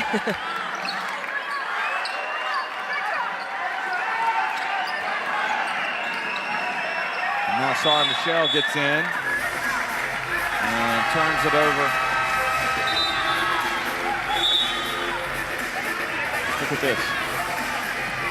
Dominguez. She just kind of threw that up knowing that she was going to be there. You know? So with 5:12 remaining, the French hopes well and truly fading here against Spain, the team you'd have to call the powerhouse. Look at this, the hustle. And Sara Michelle now called for a push on Anna Cruz. I mean, why not? I don't think she meant to push her, but France need to be aggressive. They need to get up. They need to get something going. You know, I can't imagine Celine Dumeric not going out fighting, and I can't imagine her telling her teammates to ever give up. So there's still 5 minutes left. You know, maybe they can make it interesting in these next 5 minutes. But Johannes back in the game for France. We saw Belgium blow out Greece in the battle for third place. Dumeric reaches in and ties up Dominguez, and he goes back over to France. Siak is coming back in for Yayi. But now timeout Spain. Well, we haven't seen Leticia Romero. We haven't seen Leo Rodriguez. We haven't seen Sanchez. Maria Conde. Marie Conde, we've seen 8 players for Spain. And we've seen 12 for France. And you know, some people have criticized maybe Valerie Garnier for going so deep, but they didn't have a lot going on offense, so I understand her going to her bench and seeing if they could bring anything.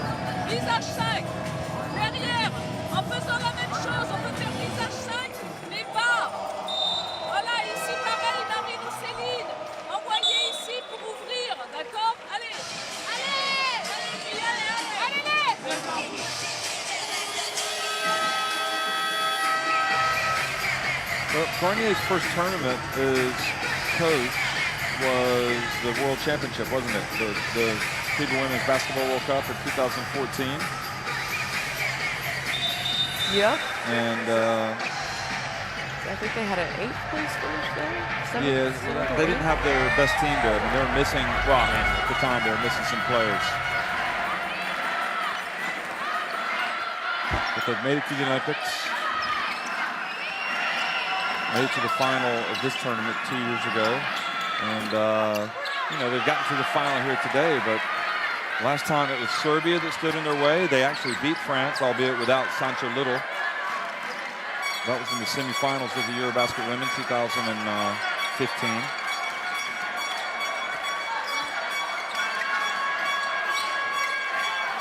Sancho Little blocked and fouled by Niam. But if you think about what Spain had done, 2012 Olympics.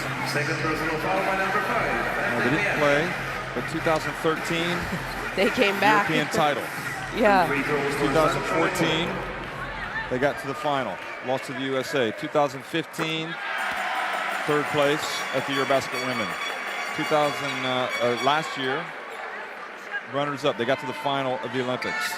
Now closing in what appears to be on another European title.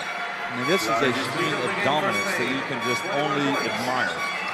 Knowing how tough European basketball is, traditionally, this has been a tournament of upsets, but think about it. Russia didn't even get out of the group phase. The defending champs, Serbia, didn't get out of the group phase. The bronze medalists from Rio didn't make it to the quarterfinals. Yeah, the Serbians. So, you know, but Spain have been able to maintain their high level of play. I mean, no matter what the competition, they're always there or thereabouts. Yep, I think since 2011, I think they learned a very valuable lesson. Oh, Let's look put at it that way. Mazy run. Yep, you're right. In Poland, it didn't work, didn't make it, didn't get to the quarterfinals. That was at the EuroBasket, and missed out on the 2012 Olympics. Look at Sancho Little. You can't tell me she's not playing next year at the World Cup. I mean, I think she's trying to say, hey, I could be MVP also, guys. 3:20 remaining. It's an exclamation mark, really. You know how people will write something, they'll put a sentence and they'll put not just one exclamation mark, but like several. That's what Spain are doing right now on how good they've been for the past several years. I mean, it's just, there's no signs of slowing down. And Johannes misses.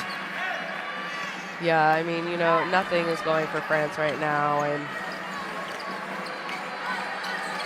they're a talented team. They have people who can score, but they did not find their rhythm today, that's for sure. Where was Nichols throwing that?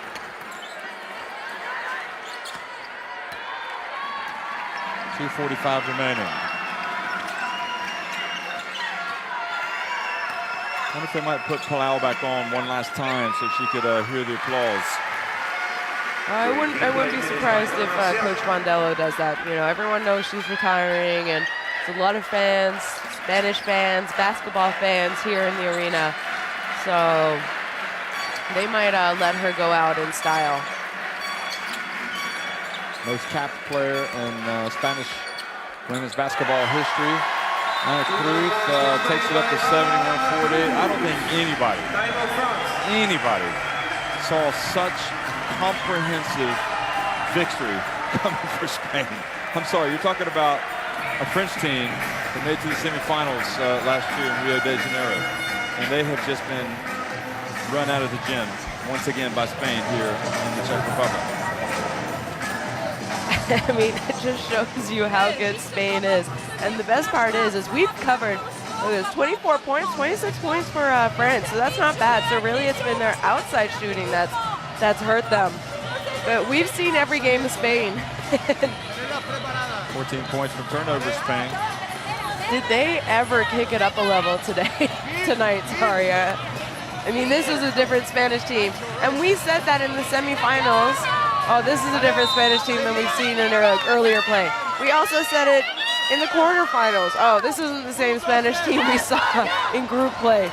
So throughout this tournament, you know, I really think the best thing that could have happened to Spain was that loss to the Czech Republic in the last game of group play. Absolutely. They didn't set out to lose it. I mean, you could see how disappointed they were. Now, Laya Palau back on the court and quite clearly hearing the applause from the Spanish fans. And then I think probably when there's a dead ball, she might come back out. I'm guessing. Yep, they're going to get Leo Rodriguez. I wouldn't be surprised if we see Celine Numeric come out also, so she can get her round of applause, and maybe Gael Skrella as well. So Numeric gets in. She's played a lot of games. I mean, the bottom line is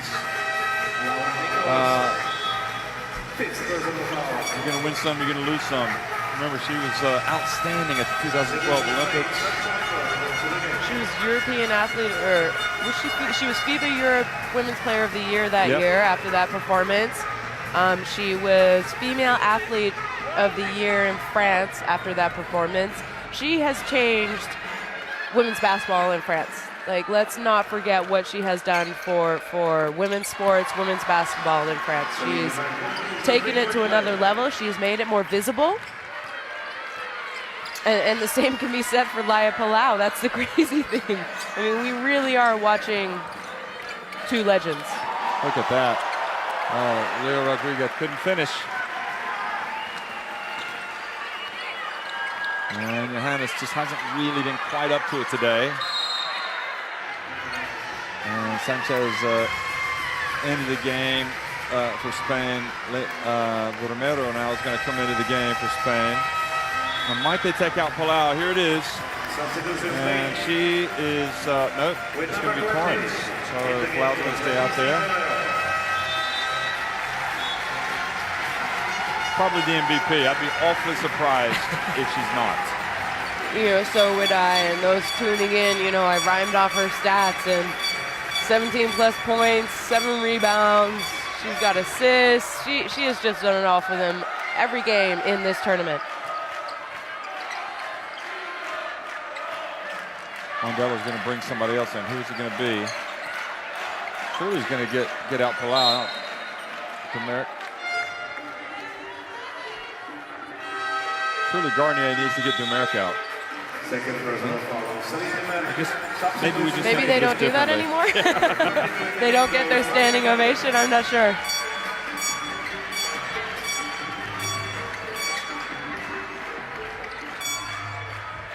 Palau for three.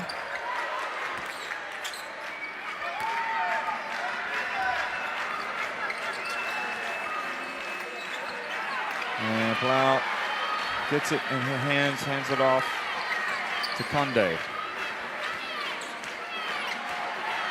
Letitia Romero. Rodriguez.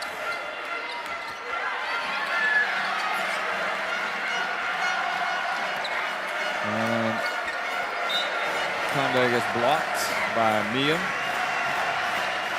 France aren't going to get scored on by these the players doing mop-up duty, really, are they? And you see the bench, the Spanish bench and the Spanish fans knowing that that's it. They're going to have a gold medal to go home with. But Celine's not giving up. And Celine Demeric gets it back to 71-53. Is that going to be the last basket she scores for France? Probably.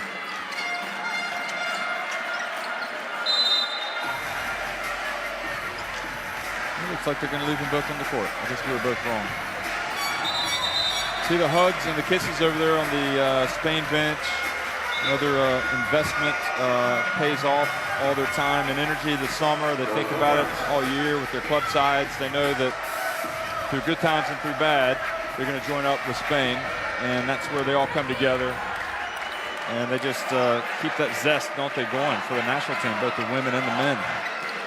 And that was the last shot from there, probably. So 71-55. And that'll be it, folks. Looks like Spain are going to call off the dogs. So Laia Palau goes up to Dumeric, and look at this. They are the European champions once again, Spain. They've gone to mid-court, and it's disappointment for France.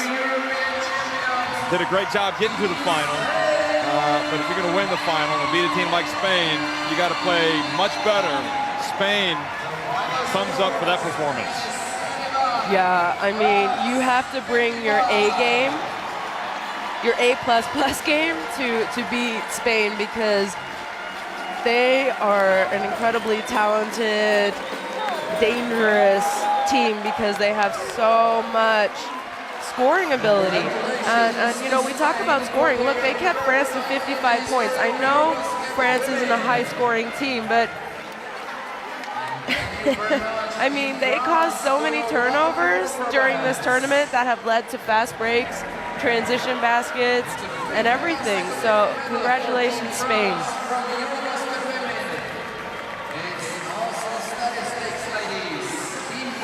You know, and you kind of wanted both Laia Palau and Celine Dumeric to go out on a high, but unfortunately only one person can. Can we call them legends now? Yeah, we can call them legends. No doubt about it. We can call them legends now? They are legends. They are legends in women's basketball around the world, not only in Europe. And the French fans, the Spanish fans, the basketball fans are really going to miss watching these two players. And don't forget about Gael Skrela. This is her last ever basketball game. Who knows what Sancho Little's going to do? I think a lot of people are going to try and convince her to come back. Well, talking about Palau, I mean, you know, she was perhaps played in the shadow for many years of Maya Valdemoro. And then there was so much made of Valdemoro and Elisa Aguilar, excuse me, when they stopped playing in 2013. As you look at the final stats here, but boy, she's done something amazing. I mean, she's played in so many games, the most capped player, so many medals. Look at that. 40 to 27 in rebounds. 16, 15 turnovers, that's not bad. I mean, France had 24 turnovers the other night, so that's, you know, they cleaned that up. 19. Sancho Little, it's a pretty dominating game. And she also had 4 steals to go along with her points and her rebounds. Wow, they're going to want her to come back. You know, you talk about Little with 19 points, and Torrance has 18. I thought Cruz came off the bench and played exceptionally well for them as well. Yeah, Cruz, that was her best game today. I mean, she really lowered the boom. And what do you say when you're France? You know that you played at the Olympics, you made it to the semis, you got the silver medal in 2012. You come out and you put out a performance like that, and you know, I mean, what is it? Is it their style of play? It's not suited to go up against Spain? Is it just not their night? They haven't shot the ball well? It's, you know, where do you go from here? Well, you know, you're going to be at the World Cup next year. You're not going to have Celine Dumeric. They're going to need another leader. Someone's going to need to step up, and I don't know. You know, I think they are slowly trying to change their style of play, meaning I think they're trying to play faster, get more points up on the board, and maybe we'll see that with Dumeric retiring a little bit more. I don't know. you know, I think they missed Sandrine Gruda. I think they missed Yakubu, but she's done. She's retired. Yeah, Yakubu's retired. It's hard to say. The potential is there. Is it, you know, is it, do they need to change their approach? I mean, should we even be talking about this? Because they're right there. I mean, they made it to this game. Have they just had one bad game? I don't know. I mean, they've made it to 3 consecutive EuroBasket Women Finals. But they were decisively beaten. And the style of play of Spain has seen them now get to the final of the FIBA Women's Basketball World Cup in 2014, the final of the Olympics last year, and now win a European title. I mean, they are clearly right now, you know, #1 in Europe. No question. Serbia, No question. Serbia didn't, you know, they're now moving on. They've got a new coach. They've got, you know, a couple players now out of the mix. You know, just got to salute Spain. You got to say, enhorabuena. You know, what do? You can't say they're not good and they're not talented because they have a silver medal from the toughest region in the world when it comes to women's basketball. So that means something, but how do they beat Spain? Because I can't see Spain really dropping off anytime soon. Look at Spain. They've got a bunch of greyhounds. They like to get out and run. They like to get out and put pressure on you. They don't stifle the individual creativity of a player like Torrens. They let her run wild. And when they shoot the ball well, they're very difficult. You know, in the old days, you would think they're not going to be able to rebound, and that's where they really struggle against the USA. I don't think they can compete with them on the boards traditionally. I mean, clearly. They still haven't bridged that gap, and when Sancho Little goes, you know, that's not going to get any better for them. But in Europe, they're able to cope with everybody, really. Sancho Little, if she doesn't play next year, well, that's probably not going to be a problem for Spain because they'll bring back Astu Endor. Yeah, Astu Endor, who played at the last EuroBasket. You know, she's getting better, but they've got options. So that's the trophy, and it'll be raised once again by Spain.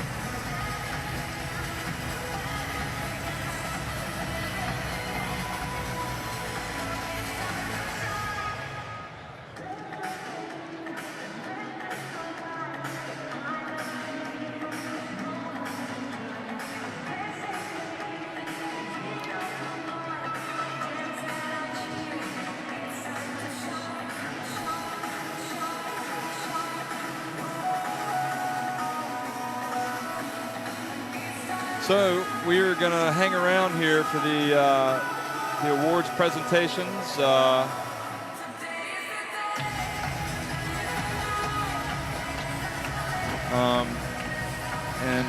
France, they're going to get to the podium. It's disappointment. It's interesting to see what they have to say. I mean, what do you do? I mean, it's always the team that wins the bronze or third place is always happier than the team that gets the silver. It's bizarre, isn't it? Yeah, that's what I said earlier today. You know, I said only 4 teams are going to go out with a win on the last day. Look at those poor French fans. They're tired of finishing second best. 3 times in a row at the EuroBasket's women. Twice to Spain, once to Serbia.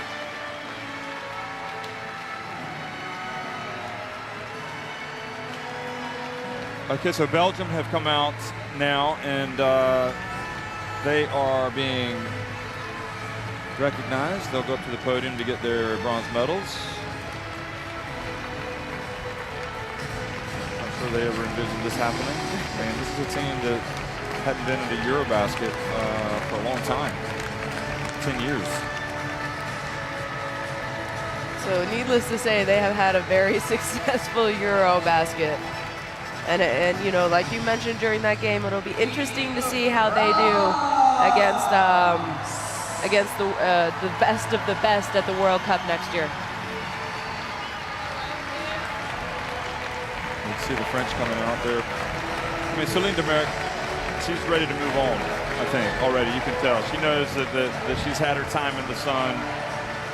I suppose she'll look back and say 2009, the trophy they won in Latvia, and also the silver medal at the Olympics in 2012.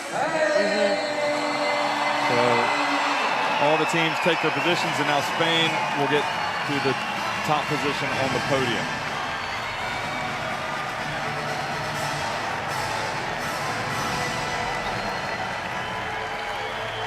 And we'll also recognize the All-Star 5. We'll get the MVP award.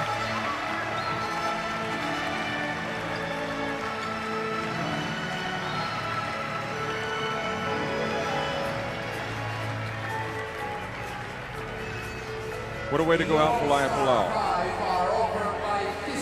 I mean, and it may be for Sancho Little. Yeah. Let's not forget how important she's been. What a way to cap your career. You know, this tournament alone, she became the most capped player for Spain. She's going out with a gold medal. She has a silver from last year's Rio Olympics. Not a bad way to end your career, that's for sure. Spanish fans, Nichols fans. Saying, probably got some family members there.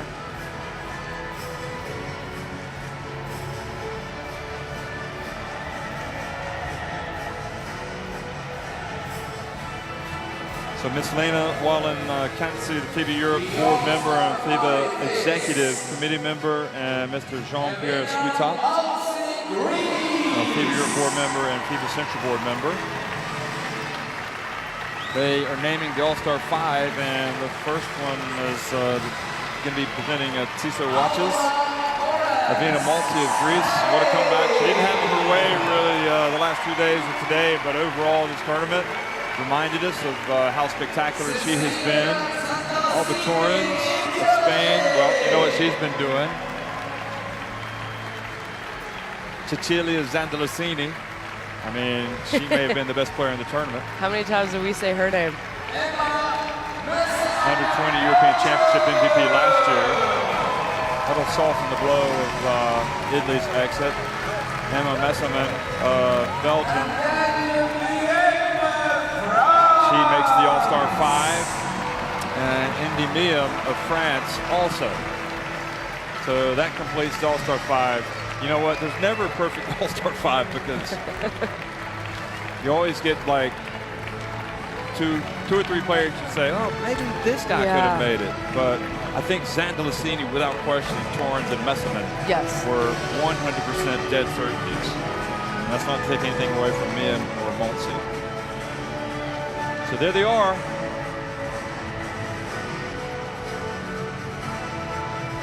Thank you very much. Congratulations.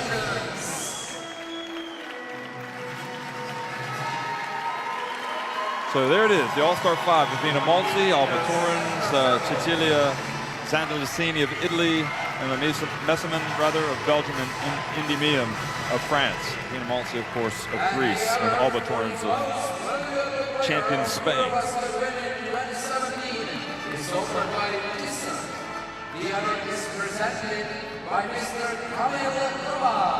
So Kamil Novak is going to present the MVP award.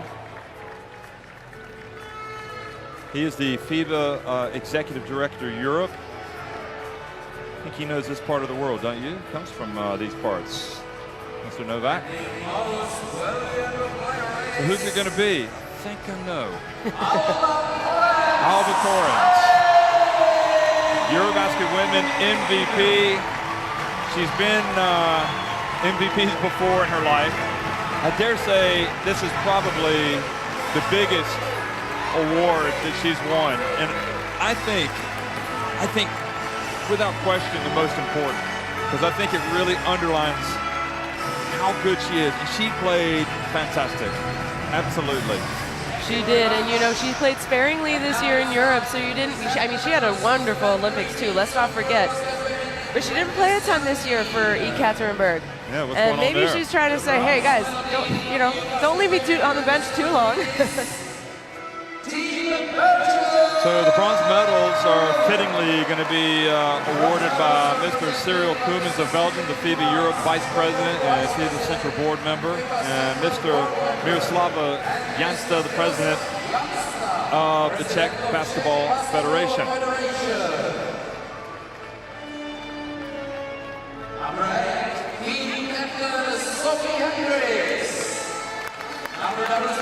So look at that.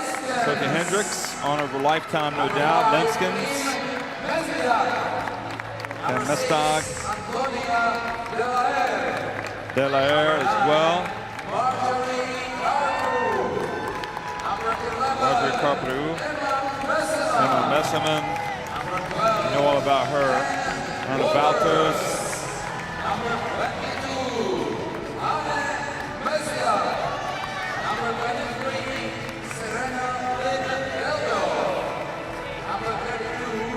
Hannah Mestag, Geldof, Noas, Julie Van Loo, Roman, and Coach Mestag as well. Mr. Koemans is savoring his moment with every one of his compatriots here.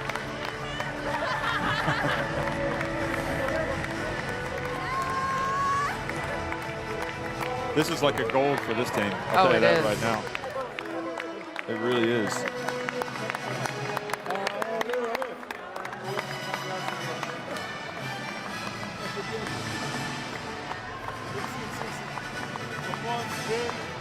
Doing their bid to put basketball on the map in Belgium. Men's team will play at the EuroBasket, FIBA EuroBasket 2017 in Istanbul. That'll be later this summer.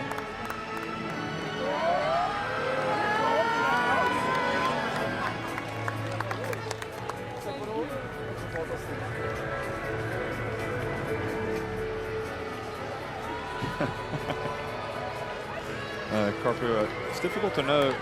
It's strange looking at Carpio with out the basketball in her hands and not doing a behind-the-back pass.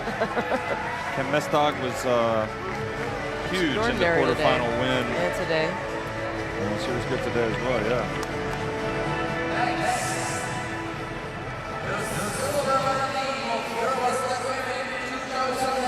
I dare say they will go home extremely happy. So Team France, and we talked about it, it's an oddity, and you hope that on the one hand, you want them to be happy for what they've achieved, but on the other hand, you want them to be mad because they want to challenge Spain. It's tough to settle for second best or third best, especially because they've been here so many times and they finished second best. The last time winning it was back in 2009. So, Ms. Carmen Tokala, FIBA Europe Board Member and President of the FIBA Europe Women's Commission, and Mr. Zednik Fink, the Mayor of Radic Kralova. Celine Dumerc has hers. Epupa, Mia, Siak is going to get hers now. Look at Dumerc. Not how she would have wanted to go out. She wanted the gold, but she'll take the silver. Number 16,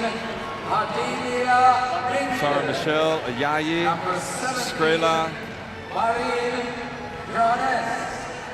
Number 18, Alexia Sharkaro. Mente, Johannes will come next.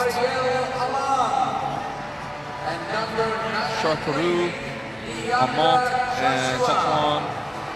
And the head coach, Valerie Garnier.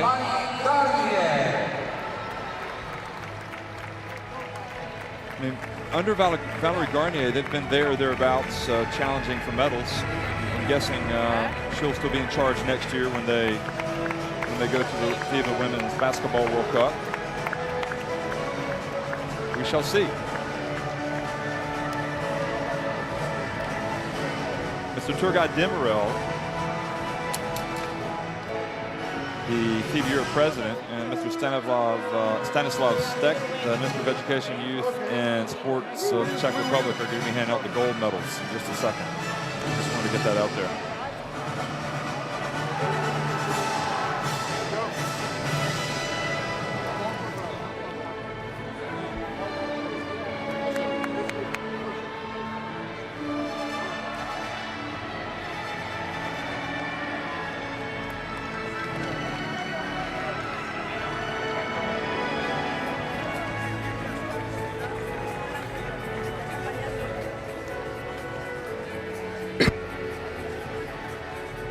got a lot of coaches to be handing medals out to on the French bench. There you go. And physios.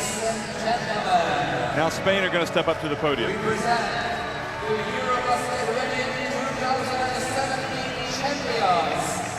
And the gold medal winning team is Isa Sanchez shouting "Vamos!" Let's go. And there they are.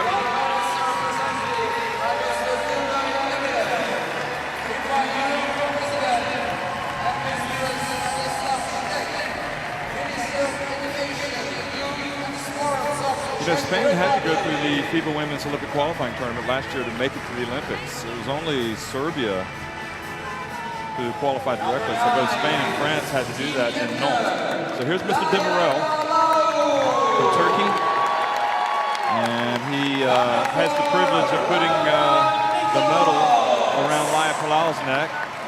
Nichols gets hers, Sylvia Dominguez. Alba Torrens.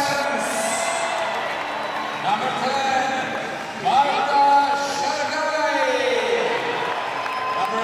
Marta Jargai. She might have been knocking on the door of selection to the All-Star 5. Marta Jargai. She wasn't too far off.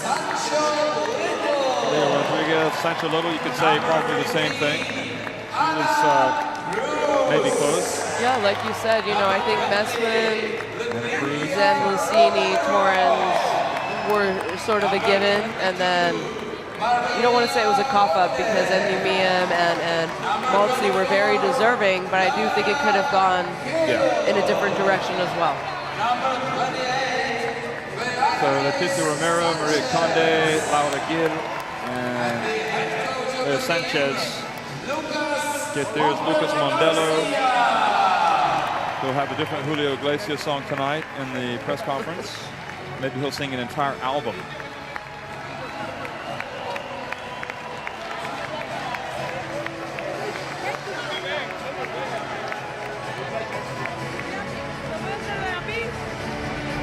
Got the whole Spanish staff up there, including assistant coaches Victor Lopena and Isabel Sanchez.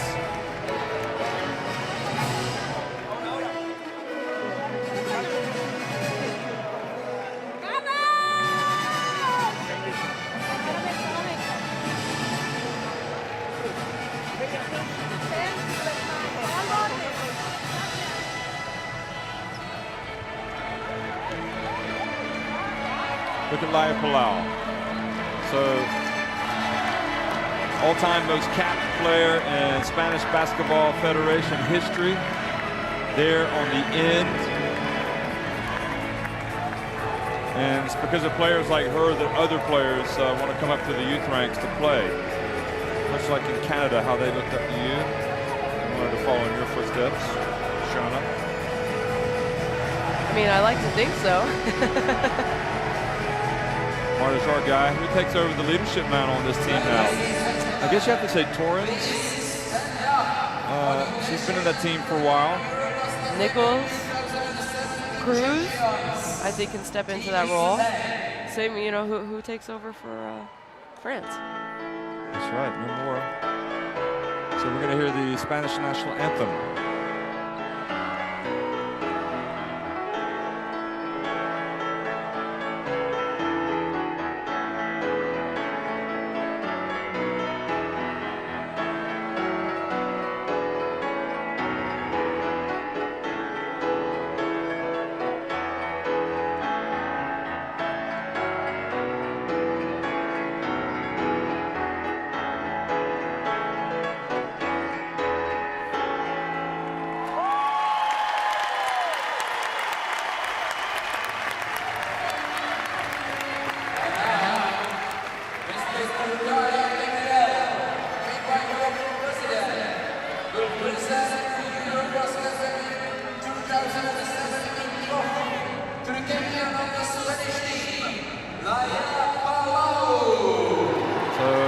Her last duty, at least here on the court for Spain. I don't think it'll be her last duty as part of the Spanish Federation, though.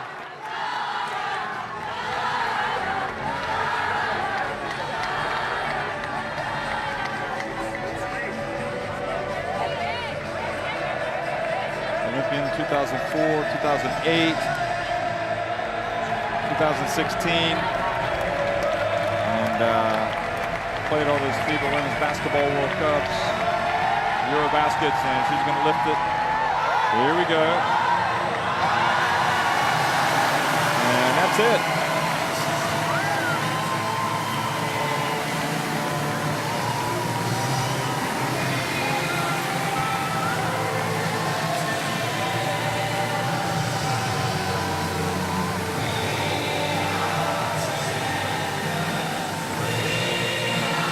They were not, I mean, there was nobody really close. After the Czech Republic, it was the wake-up call.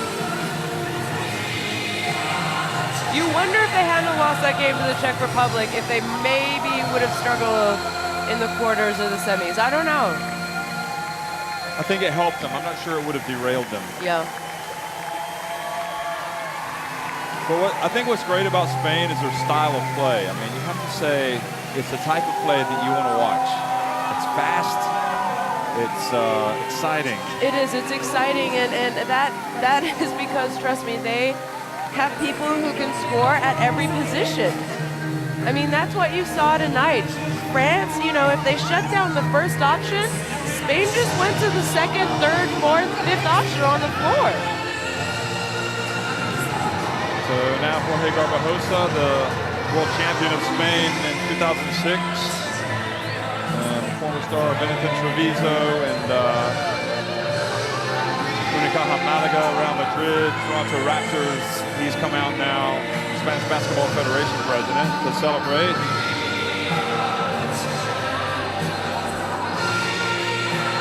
And the Spanish fans are going to have something to sing for the rest of the night. Queens, we might be hearing that in the streets of Prague, to be honest. He's probably saying, let's put some Julio Iglesias on the loudspeaker right now.